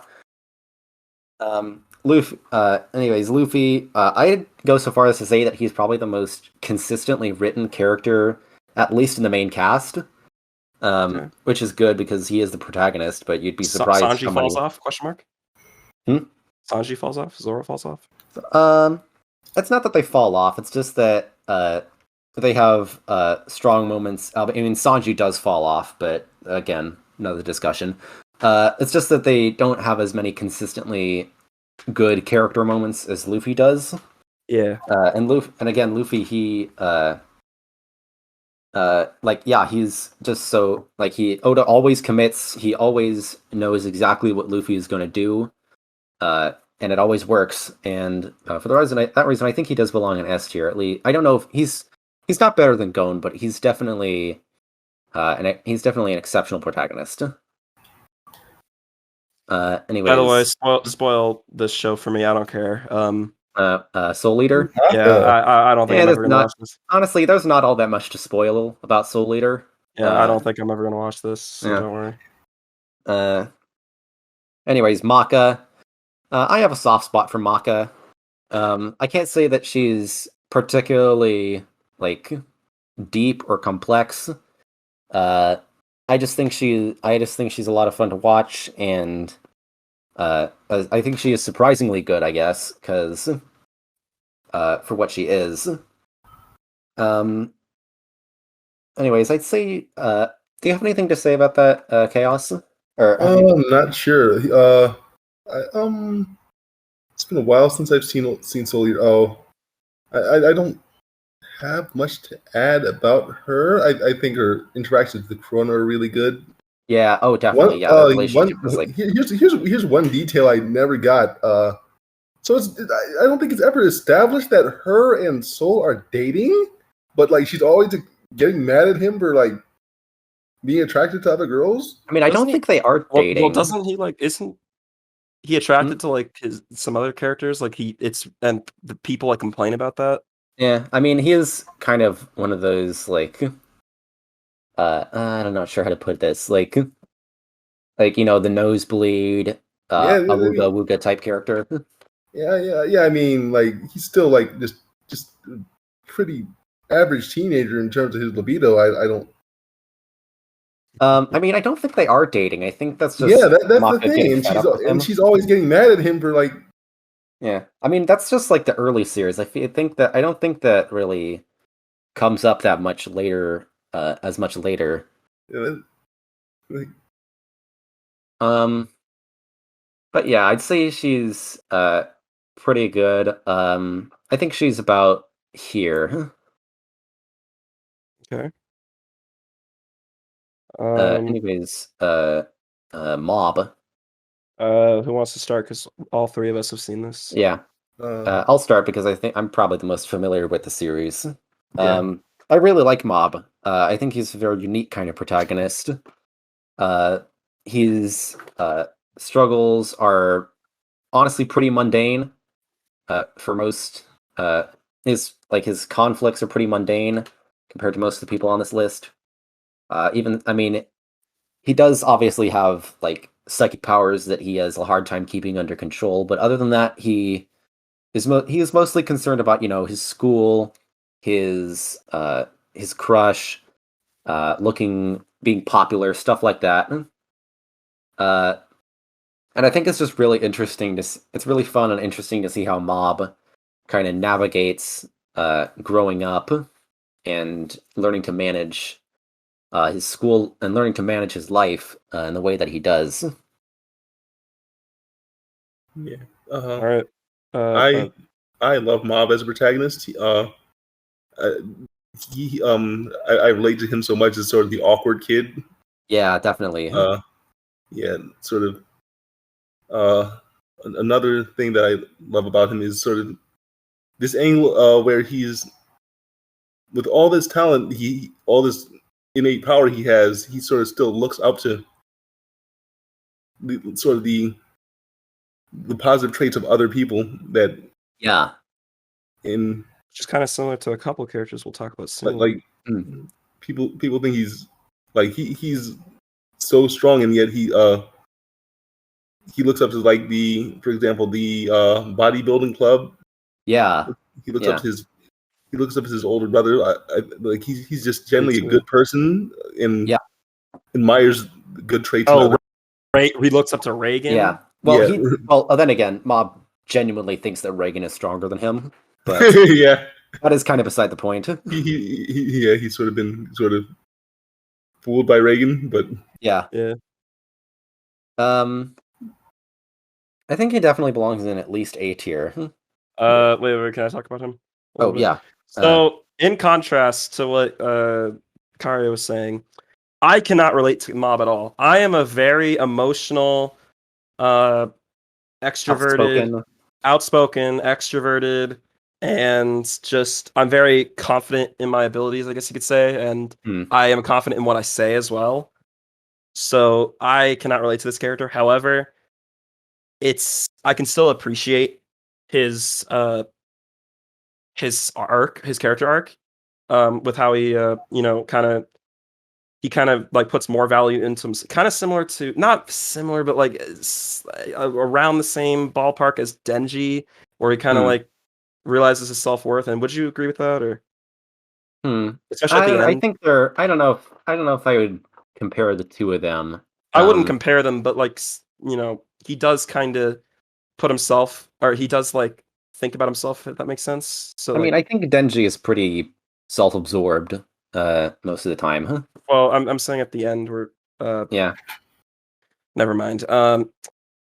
However, he is really cool at certain points, especially when he gets mad. And yeah. Oh my god, bro! And he's a lot of fun to watch, especially when he gets serious. I mean that final form that he has, like the question mark. Yeah, the unknown percent. That is sick as. Totally. Yeah, incredibly cool. My personal opinion, I don't think he's as good as the S tiers, or at least the ones that are in the high S tiers, and I think that's fair. Yeah, that's fair to say. I think he's fine. Like, I personally think he's S tier, but yeah. I would say he's at least high A tier for sure. Probably. I wouldn't.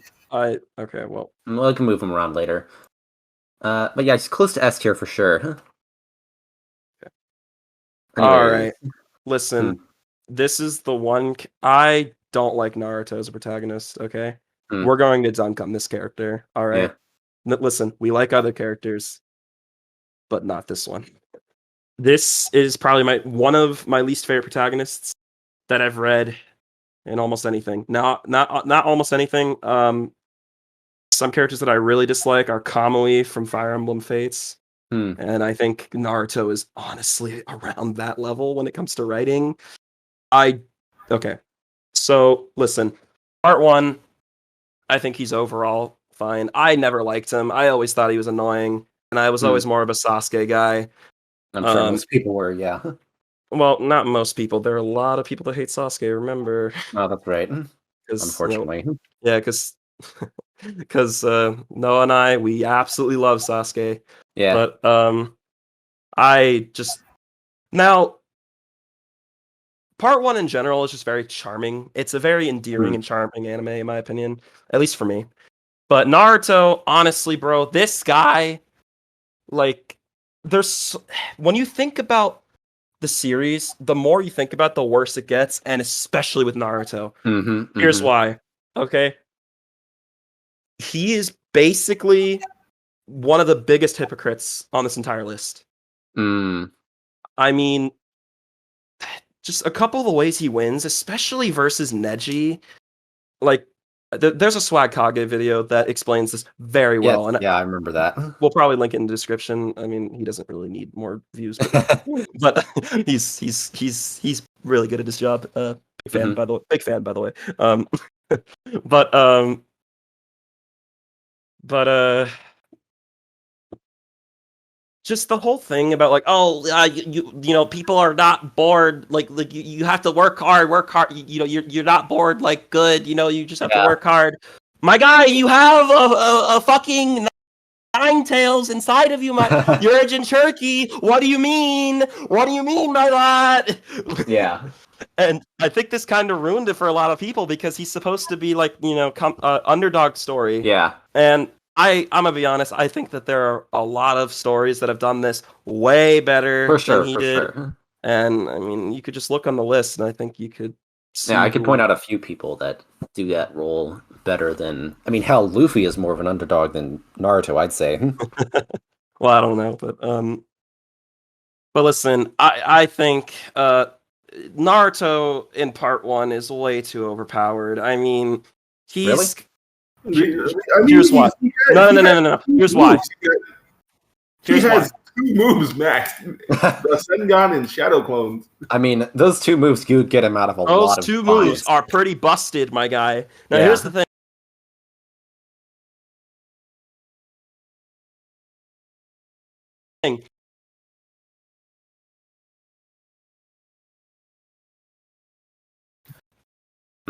Like thing and Madara. Well, Madara kind of did, but I honestly, bro, I think Sasuke should have won, but that's just me. And I don't think that Boruto should have happened. I think Madara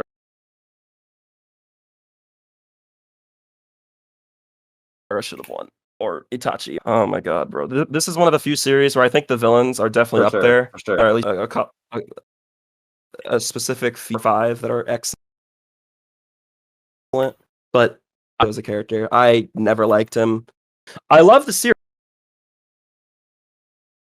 I love Naruto as a series whole, except for Boruto. That's we don't. I don't think anybody's Boruto. I think we're gonna. I think it's for anyone getting us on that. You'd be surprised, but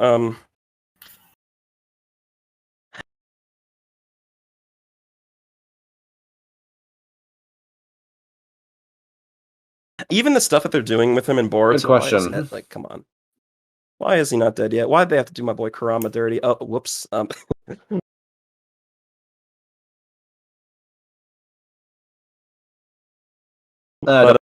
worry about it. Naruto issues.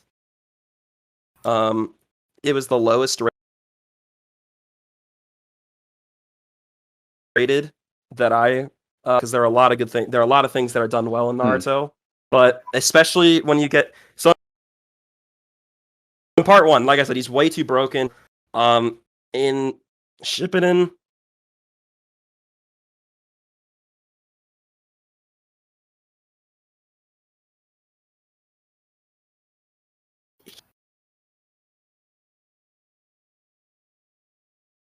he becomes like, against Sasuke.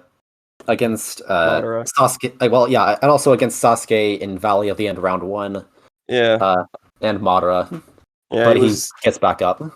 Yeah, and it's just like really stupid, man. I mean, he gets so broken, and and listen, like other characters get broken too. Like Goku gets really busted. Yeah. But the reason why it doesn't work with Naruto is because he's a hypocrite. He kind of just shits on himself. Like it's so stupid. And honestly, man, I really think that listen, I've said this once. I think past the 5 Kage Summit, I think Kishimoto should have switched to monthly. I think he was working himself way too hard. And he took less breaks than Oda. A lot of people actually don't know this, but he took less breaks than Oda. That's insane. Yeah. And One Piece fans complain that they're not eating for a month. Like, huh? Like, bro, honestly, man, if this series had a monthly release, I promise you it would have been better. Or at least, like, or even if not a monthly release, just like a few months for Kishimoto to get his things to get the series in order and figure out what he was going to do. Just take a break. Like, yeah. To not burn himself out, because you could definitely see that, like, towards the end, especially after 5 Kage Summit. And speaking of which, I do think Oda, kind of shifting towards One Piece, I do think Oda should take, like, a proper break. Not only just for the series, but also for itself. Oopsie. Oda should take a break, not just for the series, but also for his health. Because I mean the death of Miura was pretty sobering. That's what I was thinking too. Yeah. And I think if Oda wants to be able to finish One Piece before he, dies, he needs to take good care of himself, and I think a proper break is what he needs. Does Oda have problems with his health? Like, Yeah, actually, he was hospitalized. He was hospitalized a little while back. ooh, Yeah, yeah, that's not good. I think it was like a year ago, a couple of years And ago. I know, listen, man, people are upset about Berserk ending, but with Berserk, it was inevitable. Yeah, But One Piece fans are going to be like very depressed. it's gonna suck, dude. They, Yeah. oh my god, bro! Like Yeah. there are a lot. This is not good. Like this is not going to be good. All right, listen, C tier, Yeah, that's what I was thinking too. C tier. I don't. If I can speak a little bit more on Naruto, I think Go ahead. I don't know if hypocritical is exactly the right word. I think Naruto is like the one thing that defines Naruto is that he has just such a lack of self-awareness. Like, yes, about his own circumstances, but also just about like the nature of the world around him. Like everything about like the atrocities of the Leaf Village. He says he understands them or whatever because from pain and Sasuke. Dude, he's totally me. Yeah. Like, Yeah, bro, but and here's the thing. Remember when I'm sorry to interrupt you, but I love Naruto, and I am very passionate about the series, despite its flaws. And I wish it was better so much. I think you guys can kind of like you're getting that impression. I get it. Yeah, you're getting that vibe from me. Like, I really wanted Naruto to be better, but listen, man. I completely forgot what I was gonna say. Hold on. Keep going. But yeah, I think honestly, toward like if like deeper you get into Shippuden, like the more you think like, damn, should Naruto be the Hokage? Like, is this really what he wants? Like, and I feel like that isn't really explored as deeply as it should be. Like, it's like I feel like after the Pain Assault arc, Naruto should have been like a lot more suspicious of, or I guess. I remember what I was gonna say now. But yeah, he should have been suspicious of Sasuke. He should have been suspicious of the Leaf Village in general. Well, yeah, he should have been like a lot less accepting of like a Leaf Village's praise. He should have been like, okay, these guys like, yeah, they accept me now, but they basically hated me for like 12 years of my life. Like, so is their praise really genuine? There's a speech that Jiraiya gave Naruto, and he says, and this is honestly like I think what most of the fans are thinking. Naruto, he said, you need to stop thinking about Sasuke. You need to move on.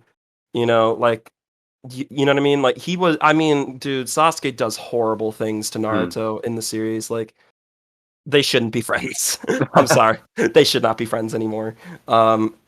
After a certain point, I mean, I sort of think the point is that that's the point that he sort of manages to, like, despite all the horrible stuff, he still sees the good in Sasuke. Yeah, but he was like obsessing over him to the point where it was not good for him. I mean, he was. If you want to talk about pain, Naruto knows pain. He does. But he's still not Nagato, Itachi, Sasuke. Yeah, so. yeah, I think Naruto and Sasuke both have a lot of self-destructive tendencies, I guess. Naruto, well, of course they do. Have you met Sasuke? Like, yeah, of course he is. He's self-destructive as hell. For sure. Yeah. And I think they're an obvious, and I think that's why, and I think that is kind of the crux of their relationship. It's kind of hard to say. A lot of the discourse is whether these two really are healthy for each other. Whether they should be friends. And even some of the relationships with other characters too, like even Sakura and characters like also he should not have gotten involved. Like okay, maybe this is just me being like, how dare you talk to Itachi, but but I'm gonna be honest, he was kind of sticking his nose where it didn't belong with that stuff. Like, that's not his business. What stuff? With like, remember when he was sticking his nose into Sasuke and Itachi's, like, Well, yeah, you kind know, of. like a relationship. I don't think he should have gotten involved with that. He kind of did a little bit. And remember when Itachi absolutely just trapped into a genjutsu, just showing I'm the realest one over here, bro. Like I'm actually the best character in the series. If you didn't know, Hmm. and my dick is bigger than everybody's. I'm sorry. I know people are gonna hate me for that, but I listen. I love Itachi. He's one of it. Yeah. You want to know what I want to see? I want to see a character like Itachi, but a waifu. That would be like perfection, honestly, bro. That would be excellent. Now that I think about it, there is kind of a character like that in Jujutsu Kaisen, actually. Oh, okay, we watching that right now. We reading that. Yeah. Well, she does. Well, she doesn't really start being like that until the manga. Manga readers will know what's up. But yeah, I think you'll. Yeah, I think it's not a 1-to-1 thing, but it does kind of give the same vibes. Okay. But anyways, back to Naruto as a protagonist. C tier, yeah. I don't hate him as much as you do, but yeah, he's got a lot of flaws that I really can't overlook. Yeah, he's meh. He's like, I mean, you know, I don't have much to say about him personally because he's just, yeah. I don't hate him, but he's. Yeah. I mean, talking no jutsu, like this is something that not even just about Naruto's character, but the entire series that people complain about, and which character is a part of that all the time.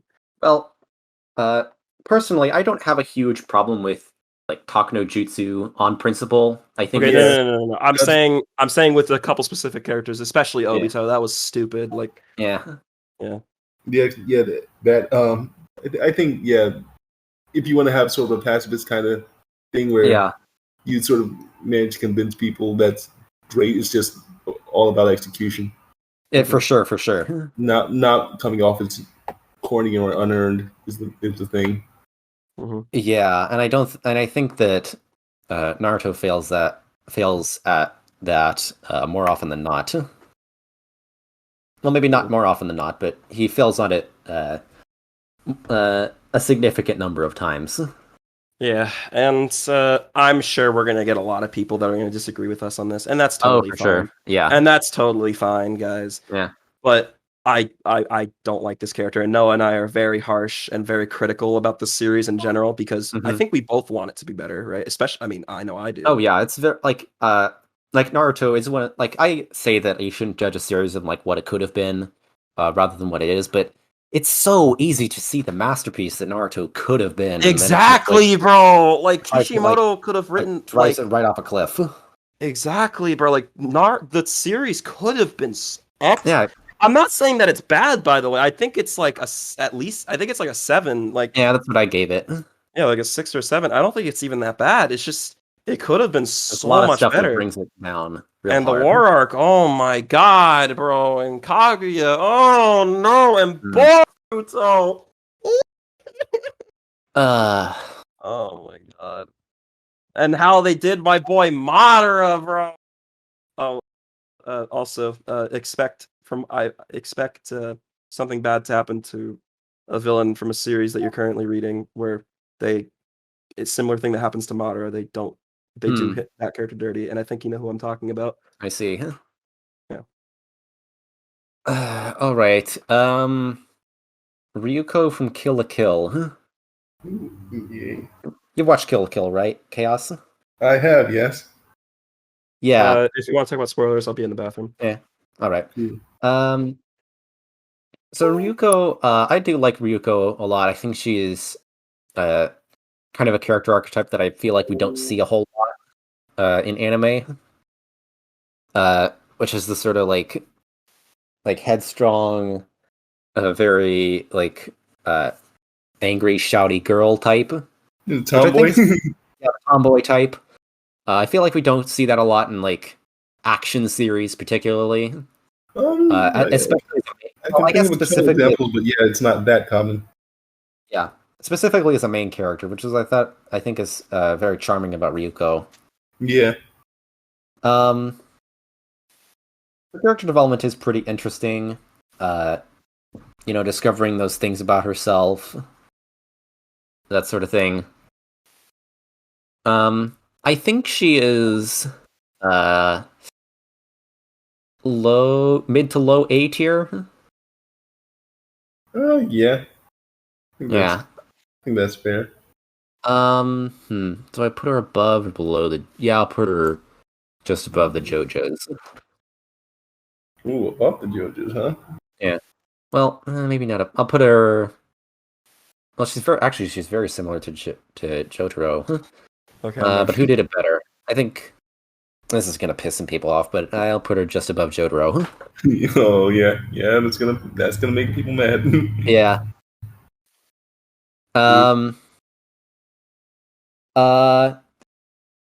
Saitama from One Punch Man.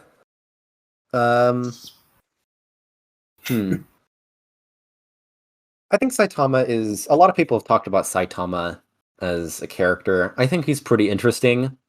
If a little one note. Yeah. He doesn't develop a whole lot, at least not yet. The source material is still going. I think just on concept he's very I think just on concept is very interesting, this One Punch Man as a whole just like as a concept is, and as sort of this parody of it's parody of like the action shonen sort of deal. It's great. It's great, but yeah, he's a pretty static character so far. I'd say he's how long like. I haven't seen season 2. I wonder how long like sort of this they can keep this gag funny. Yeah, I mean, honestly, in season 2 and the manga beyond, like the focus is kind of less on Saitama, and it focuses more on the other heroes, the other characters. So it's leaning less on that sort of gag mentality. But it's still there, and it's still pretty funny. Okay. But yeah, I think he's. Do you think top of B tier? Yeah. You think he's better than Ichigo? Yeah, I think so. Okay. That's well, maybe I'll rethink that. Senku from Dr. Stone. I'll keep this pretty brief. Senku, he's a pretty fun character to watch. He's like super smart, like basically a savant, and he's got some pretty lofty ambitions. I mean, I could describe a lot of people in this series, but I feel like there's something special about Senku. He's a lot more, I guess, like he is genuinely like intelligent and like super practical. So you've along with being very optimistic and like appreciating humanity, I guess, which is kind of the core theme of Dr. Stone, the series. I think he's a very fun character to watch. I like him. I do like him as a protagonist. I don't think he's better than the JoJo's though. Or well, at least one of them. Or he's better than at least one of them. So. Yeah, he's better than at least one of them. I'll put him just above Maka. Oh, okay. Thank you, Chicago. You got NASCAR, F1, Formula 1 over there in Chicago. Okay. Shirou. Also, by the way, I think we should just talk about those other characters that we forgot and just either edit them later or just. No, I think we should like make a part 2 video. Well, here's the thing. I don't know if there's what enough... I'm thinking we're gonna do is we're going to split this video in half. Mm-hmm. Or we could just like record this now. Yeah. Compile the other protagonists and record the other half. That's good. Yeah, that's what I'm saying. Yeah. That's a good idea. Yeah. So we'll just do it now. More characters. Okay, yeah, that's fair. All right, Shirou. Should I leave? Shirou Emiya. Should I leave? Shirou Emiya. Should we're gonna freaking mind break the anime onlys here? Absolutely. wait, Karya, please. I don't want to get spoiled. So like. I'm gonna I'm going to keep this a bit brief, but incredible character here. All right. So basically, what you miss in the anime is a lot of his internal monologue that gives sort of context to what he's thinking, to his decisions, context to his actions. Because like out of context, again, his actions seem really freaking ridiculous and dumb. I see, and they honestly still are. Yeah, they and honestly they still are, but like there's a self-awareness to it that's present in the visual novel. Oh shoot! I think I stopped recording. There's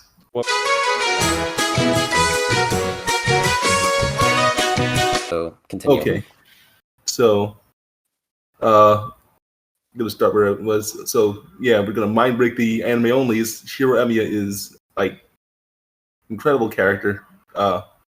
Spoilers, I'm going to say above Kiritsugu, in fact.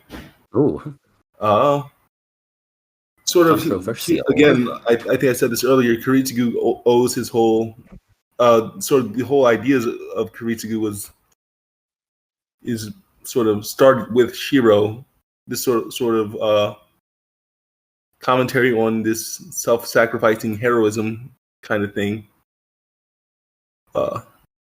He's a pretty deep character. You get to learn a lot, especially in the visual novel. Well, specifically in the visual novel, you sort of get inside his head, understand what it is that drives him to make some of the decisions that he does. That, like in anime, when that context is gone, it seems really, really dumb and confusing. Even freaking douchey at times, I guess. But I see. But sort of seeing in the mind of this guy as he struggles with sort of this self-sacrificing idea he has, seeing how that bounces off, sort of that plays off of like whatever female protagonist the root is at the time, and how they grow, how him and his female protagonists grow off of each other is really great. And there's some just I'm looking forward to watching this with you guys, seeing how right. So you think he's better than Kiritsugu? Yeah. Anime onlys will freaking break their brains looking at this. People who read the VN are creaming themselves. All right. Granted, I still like Kiritsugu more.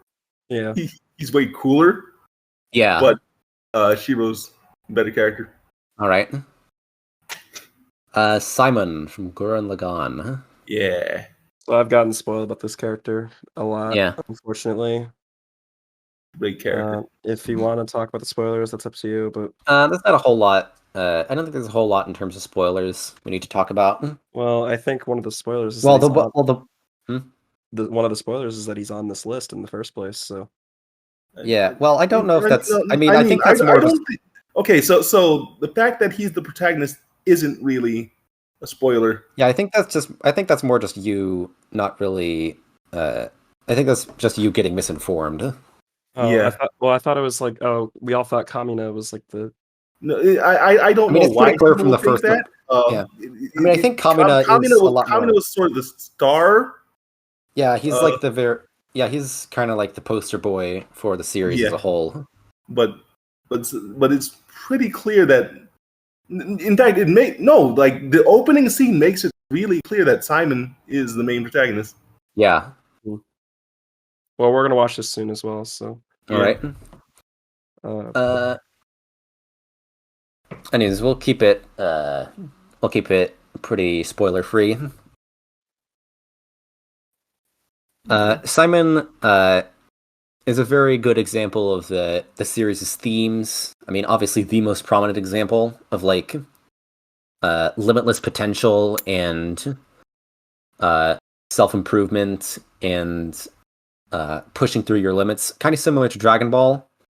Although I think Gurren Lagann is a lot more succinct in that regard. Yeah. Way faster pace. Yeah. Oh, yeah, definitely. Yeah.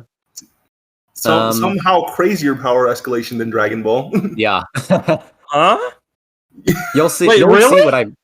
You will see what I mean. Oh boy, you'll see. You Yeah. will see. Does it? I'm sorry. People. Okay. And we don't say that as a bad thing. It's absolutely amazing. Yeah. Yeah. I mean, I figured. I'm just thinking Yeah.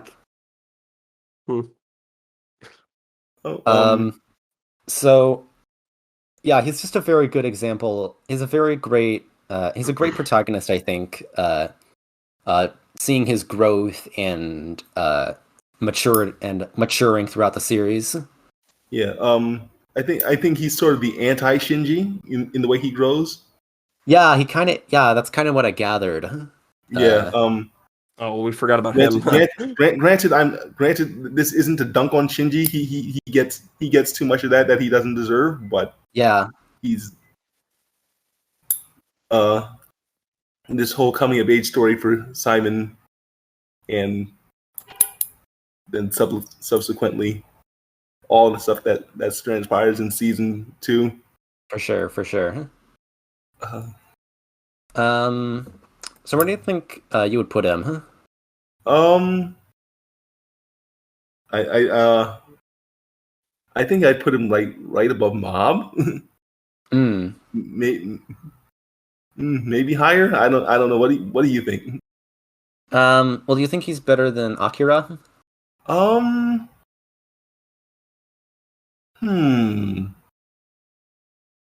gonna say yes.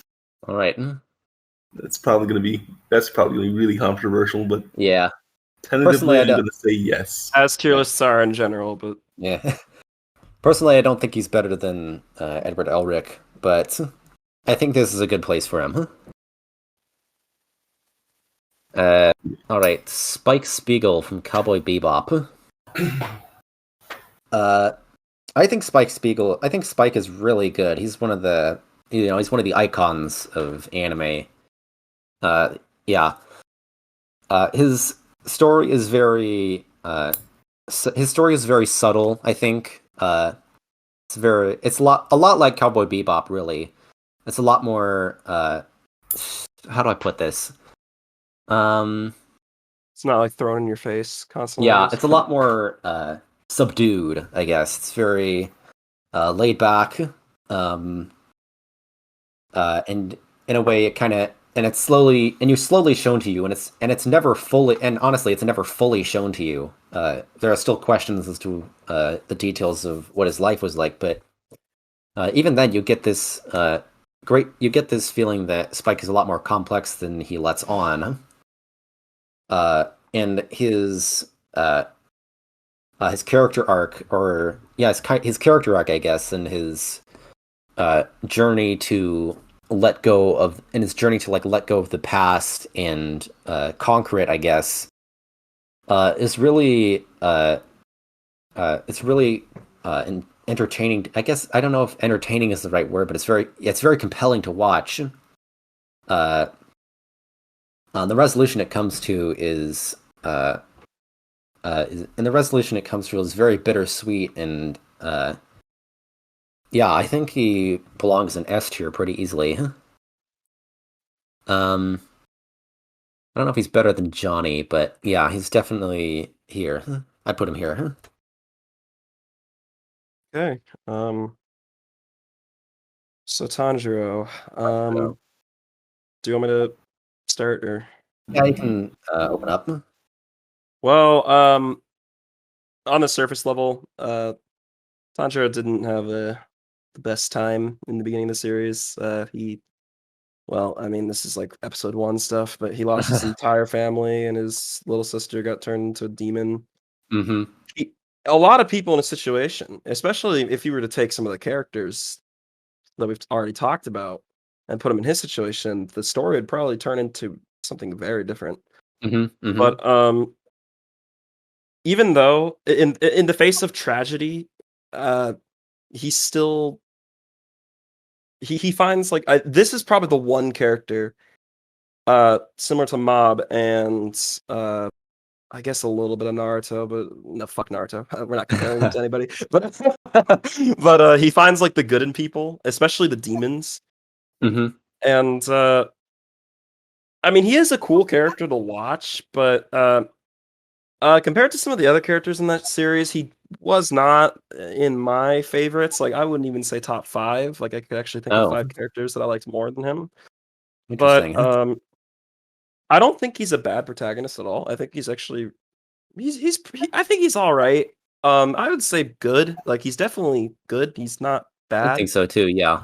But he just didn't really blow me away compared to some of the other people. I know some people have said like, oh, he's boring, or you know, he's too nice or whatever. Yeah, I absolutely disagree with that. I've said that.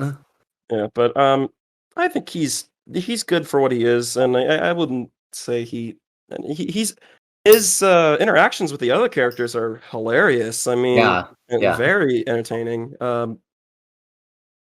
And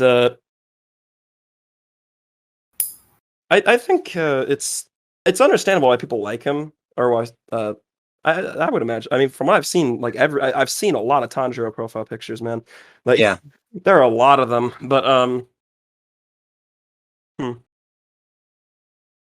yeah, that's pretty much all I have to say. Yeah, I think Tanjiro's maturity is a very an important and interesting aspect of his character. You know, a lot of the people on this list could probably be described as immature or like headstrong, and I think Tanjiro's kind of, or on the other end of that, like, or like cold and ruthless. And I think Tanjiro is a pretty interesting middle ground between those two. Like, he does what needs to be done and kills demons, but he also respects them and understands the tragedy of their situations, and is willing to, I guess, show them a little kindness in their last moments. I will say, I guess he has a little bit one note, which is what I think holds him back from being like truly great. But as he is, he's very he's serviceable. He's got a lot of good moments as well. I put him B tier. I think that's good. Right. I mean, yeah, that's fine. Thorfinn. Oh, Kars, you want to add anything about Tanjiro? Or? Oh yeah. No, I think everything that could be said needed to be said. Yeah, that needed to be said was said. So, yeah. All right. Just solid character. All right. So Thorfinn. I know this character changes a lot in the manga, and I've actually read a little bit ahead of the anime, but I'm gonna be honest. The arc that happens afterwards, after the events of the anime, it was pretty boring to me. I'm not saying that it's bad or poorly written. It's fine. It is well written. You can see how much he's changed. Let's just say that he's a completely different person. Okay. In the next arc. Interesting. And there is a time skip. Yeah, there is a time skip. But there are a lot of new characters that get introduced, and there's this one specific character that he talks to, and the interactions with him, with this new guy, I already forgot his name because I read this a long time ago, or well, not a long time ago, but like months ago. I'll probably return to Vinland Saga, but I guess what I'm kind of waiting for is for the anime to come out, and then like watch that, and then maybe go back to the manga. But I've heard that he gets. I mean, it's and not about him. Like, he's not bad, or I don't think he's boring. Well, I mean, yeah, he's not boring, but depends on who you ask, I guess. So, me personally, just from the anime, it's kind of boring. Really? Yeah. Yeah. He like, he's surrounded by incredibly interesting characters. For sure. Like, you see that there's the potential for him to grow, but for like literally the whole show, he's just a perpetual frowny face. And that's about it. He's just kind of grumpy. I'm gonna kill you, Ocelot. However, he's a that frowny face that doesn't say anything and stabs people, and that's about it. Yeah. okay, but I will say his whole personality is that he hates Askeladd. Escalade and his whole personality. That's gonna Yeah. upset. That's gonna upset some people.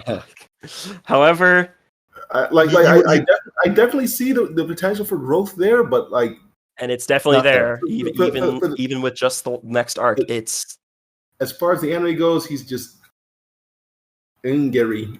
That's Yeah. Gary Stu or Jerry Stu. Angry. No, not Gary Stu. Just angry. That's about it. Yeah, but I wouldn't say now Vinland Saga as a whole, or at least the anime, is definitely good. But listen, there are a lot of anime onlys, and Kari, you are not the first one that say that they do not like Askeladd. Askeladd, huh? Is this Askeladd? No, this is a teenager. This is not a grown man. This is not a. Okay. Escalad's great. Oh Yeah. Oh yeah, I love him. He's Yeah. fantastic character. Vinland's a great show, but him here just so far hasn't done. Anything. Yeah, but like I said, just expect change, and that's kind of the point. I think that's kind of the point of the anime, or at least the part of the anime, because the stuff that happens at the end changes him a lot, and what happens to Thorfinn at the end of the anime. I definitely look forward to him growing, but you will be. I will say that far. I think you'll be happy, but you'll definitely be. But see, the common thing. You know what it's like hearing that. It's 90 hours in before it's good. Yeah, it's one of those. No, not at all. But it's not that bad because it's just one character among. Yeah, exactly. An overall great cast. Yeah. Oh yeah, it is. And by the way, some characters change a lot. Like Canute, you should see Canute in this next arc. He's really cool, really badass. I mean, he was already pretty cool by the end of the. Yeah, I liked him in the. No, but you should see how he changed. You should see who he becomes, because he becomes like. I'm not going to spoil anything, but you'll see. Yeah, I'm excited. Isn't Vinland coming out soon, like season 2? I think so. Yeah, it might be this summer. Along with it, there's a bunch of stuff coming out this summer, and I think Vinland Saga's in there. Okay, well, we'll look forward to it. Yep. But all right. So honestly, I'm starting to think maybe we shouldn't include him on this list because a lot of us have only seen like half of his character. Or, like, I mean, we can compromise. Yeah. Where do you think he belongs, Johan?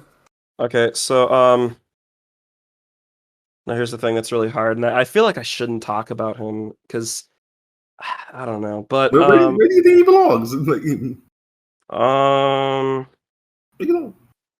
did you if we weren't talking, if us two weren't talking, where would you place him? Let me think. Just where I would say me and Noah aren't here. Where are you putting them? I would say around where Denji and Dante are. Somewhere around there. Include like when I include the manga stuff. All right.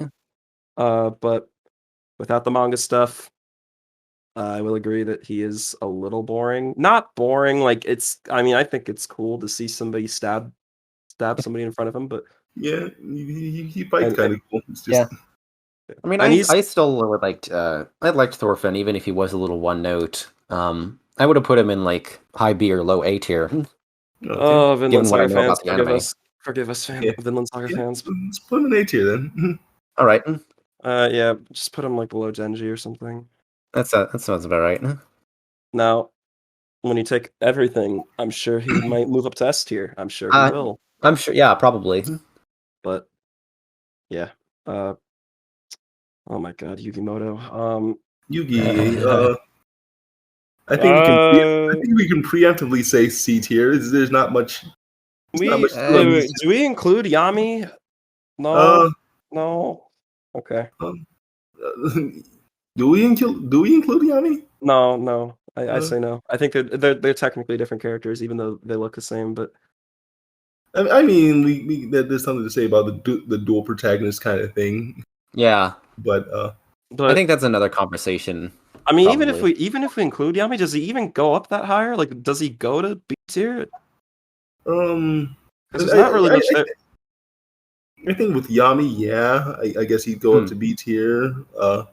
Low I mean, we B didn't tier, include. I mean, if we were going by that, we would include Sasuke with Naruto, and that would bump him up to like Okay, B tier. but the thing is that they're the same person occupying the same body, if that makes sense. Like they swich out. the two guys, occupying the Yeah, same they're body. basically two people. Like two. Yeah, I They're don't know shit about. I don't know shit about Yu-Gi-Oh. Granted, they stuff happens, but Yeah, but no, stuff definitely happens, and they get separated. The thing is, even like with Yami, I guess he'd be B, just like really low B. Yeah, so I think we just. So is he worse than Naruto? Like, is he egregiously bad? No, he's he like I wouldn't say he's ever been a bad protagonist. He's just like he's pretty plain. Yeah, It's not really growth. He's all right. Delete Ash's tier and move Ash to C because I don't think we're gonna put the next. I don't think this next character is gonna. I think like Ash belongs in D below. He's like. Is he even a character? Let's be honest. I mean, he is. He definitely is, but not a very good one. No, he's.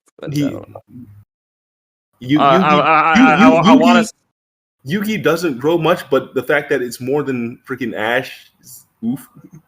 Yeah. Like if you grow less than Yugi. I mean, Ash doesn't grow, period, like physically or mentally. Not really. The man's canonically had a birthday and hasn't grown. How do you do that? Yeah, it's really funny. A lot of people really like the OVAs for Pokemon because you have characters like Alon, you have Gold. The one based on the game was really good. Yeah. What was it, like Adventure? No, not Adventure. Well, that's the manga. I think was it Legend? I don't remember the name of it. Yeah, the one that was the series that like went over all the games, or like just the one about Red and Blue, like the one with Mewtwo at the very end and like Charizard. Yeah, where he got Mega Charizard. That was better. Like Mega Charizard in Gen 1. Mega Charizard in Gen 1. Oh my god, bro. I mean, I don't think he'd be better than Mewtwo, but he would give Mewtwo a run for his money. I mean, Dragon Fire is pretty busted in the context of Gen 1, so yeah. Because this is back when dragons were trash. Yeah. You basically only had Dragonite, and that was it. Like, I mean, dragons were still busted. It's just you had one. Yeah, they were good. The type that was busted were psychic types, but psychic was stupid, bro. Oh my god. Yeah. All right. I'm sorry. Well, talk about your boy from JJK. All right. Oh, is that all you have to say about Yugi? Yeah. Yeah. However, some characters I love. My boy Kaiba, bro. Like that guy. if you want to talk about entertaining characters, bro, like. Kaiba, I don't think anyone will say that Kaiba is not entertaining. He's just fucking insane. Like your boy needs to go to the loony bin, bro. Like he needs to go to. He needs an intervention, bro. Like he needs help. Like he needs rehab. I'm sorry, but like Kaiba actually needs rehab, bro. Anyways. So our last character on this list is Yuji from Jujutsu Kaisen. Yuji, I think he's a very good protagonist. He does have a lot of those typical shonen traits, but I think he's a lot more down to earth than a lot of them. He's inspired by Ichigo in a lot of ways.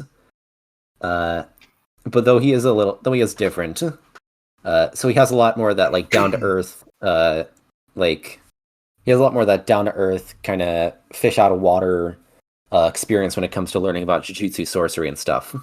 There are a lot of Yuji profile pictures out there, man. I mean, I see them. Oh yeah, I see them fucking everywhere, bro. The two anime that I see just everywhere when it comes to profile pictures are Demon Slayer and JJK, bro. Like, for oh my sure, God, for sure. they're absolutely everywhere. Yeah, and Yuji's pretty popular within his own series. I wouldn't be surprised if he's I wouldn't be surprised if he's a lot of people's favorite character in that show. And yeah, the development he goes through is really interesting. The goal he sets out for is pretty unique, actually. And I think, especially in the manga, the stuff that and especially in the manga, the development that he goes through and what he does and says is really compelling. So he's Yuji. He's a very strong newcomer. I'd say he's pretty confidently in A tier. Did you finish all of JJK, like the manga? Yes, I'm caught up as of now. Nice. Is it good? Oh yeah, definitely. Is it better than Chainsaw Man? I don't think so. I mean, they're both Chainsaw Man and Jujutsu Kaisen are good for different reasons. I think. Yeah. So I don't want to put one of them don't down. worry, I'll still read it or watch Yeah. it, even if But Yuji, I'd say he's. all Here, right, listen, probably. make another tier. Put Thor. I'm sorry, I don't want. We need to make a new tier for Thorfinn. I don't think it's too much of a problem. No, bro. The Vinland fans, bro, they're gonna eat us, bro. Look, I think. They're... Look, we can put him a couple more tiers higher. No. I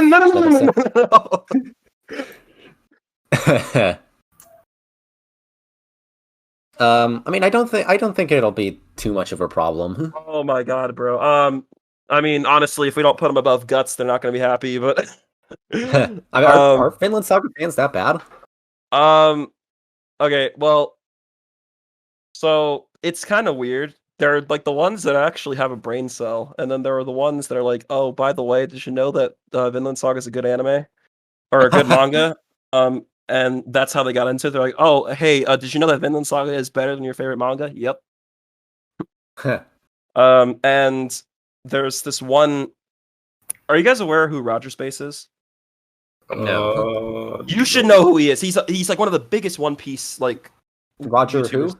Roger Space. He's a huge One Piece YouTuber. I can't say I've heard of him. All right. Well, basically, a lot of the fans were like egging him on to read Vinland Saga or watch it, obviously, because and he ended up not liking it, or he didn't like the first episode, and they just went crazy. It was like every one of his comments, like every comment section, it was like pretty brutal, and they were saying like, why are you watching like One Piece and My Hero Academia? This is so mid. You gotta read Vinland Saga. I see.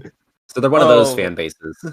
I wouldn't say fan base as a whole, but there are a couple people that are very elitist, and they think. I mean, listen, Vinland Saga is really good. It is. Yeah, it is one of the 4 pillars of seinen for a reason. Mm-hmm. But I don't know, bro. It's like I feel like compared to Berserk fans, at least Berserk fans are like chill when it comes to this, and the reason why is because Berserk is old. Yeah, Berserk is old, and Vinland Saga is very new, and it attracts a lot of young people, younger audiences who don't have maturity when it comes to this, and even people my age, like just, oh my god, bro, and like older than us too. Well, yeah, older than me, but I don't know. We'll see, but just Vinland fans, please, if you're watching this right now, don't actually just fucking watch this video and then skip to the end to see the tier list before you type in the comments. Please go back and like actually hear our explanations, because like I said, if they are doing that, then they're not going to hear this. No. But this is we're like I said, this is based on. I'm trying to be as fair as possible, and I'm sure he gets a lot better. And I'm not even, honestly, I don't even think he was that bad. Like I'm not. Yeah, he's still an A tier. That's good. Yeah. But with the manga stuff, yeah, he's probably S or whatever. You know, he's probably better than Guts, better than everybody. You know, but we'll see about it. Yeah. I'm trying to work my way through the Vinland Saga manga as well. So, yeah. I've actually asked a lot of people if I should continue because I'm currently like in between mangas right now. I'm like, hey, like, what am I gonna read next? Yeah. So, yeah. All right. Well, I think at this point we can end the So that's video. the tier list. Now. Let me. All right. So, a couple things I want to say before we end the video.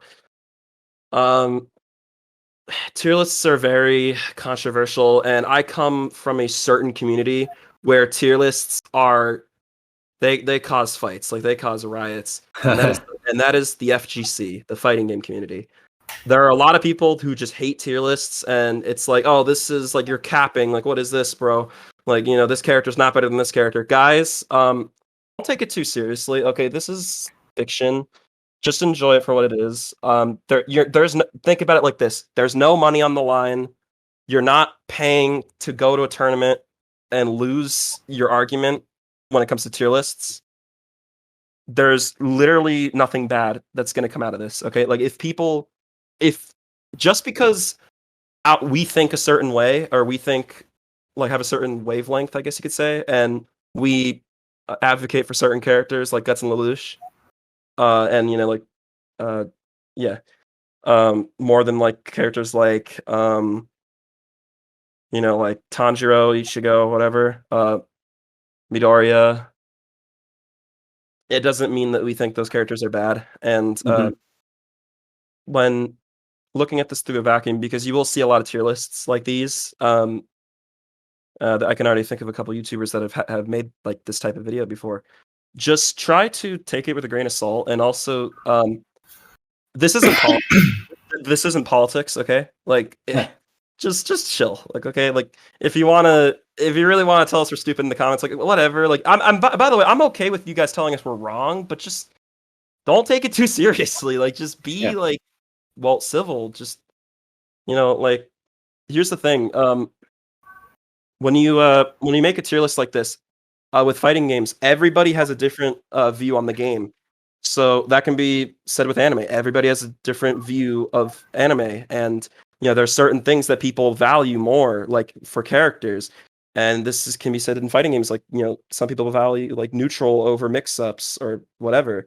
Just an example, but or like damage or whatever. But in these tier lists, you know, like I value like complexity, I guess entertainment, like respect, I guess, if that makes sense, and like realism and relatability. And there's other things that we haven't talked about, so that, you know, doesn't work for every character, if that makes sense. So that doesn't involve every character. So just chill. It's fiction. Just doesn't matter. Like, you guys shouldn't care too much about our opinions, you know, like just. And by the way, our opinions could be quote unquote wrong, and that's totally okay.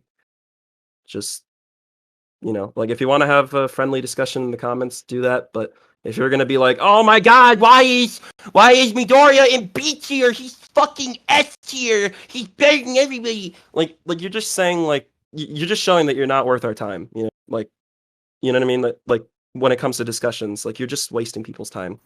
Just don't do that. Okay, like just chill. Now, with that being said, do you want to do the outro, Noah? Yes. Thank you for watching the video. We have some more characters that we'd like to add to this list, so there will be a part 2 coming up soon. I mean, I think we might not make a tier list. It might just be a separate video. But yeah, or like an addendum, I guess. We're making an addendum to this. So thank you for watching. If you enjoyed this and you want to see more like it, be sure to leave a like and subscribe. Hit the bell icon. Hit the bell. And we will see you all next time. Huh? Consider supporting our Patreon that we totally have. Yeah. All right. Bye.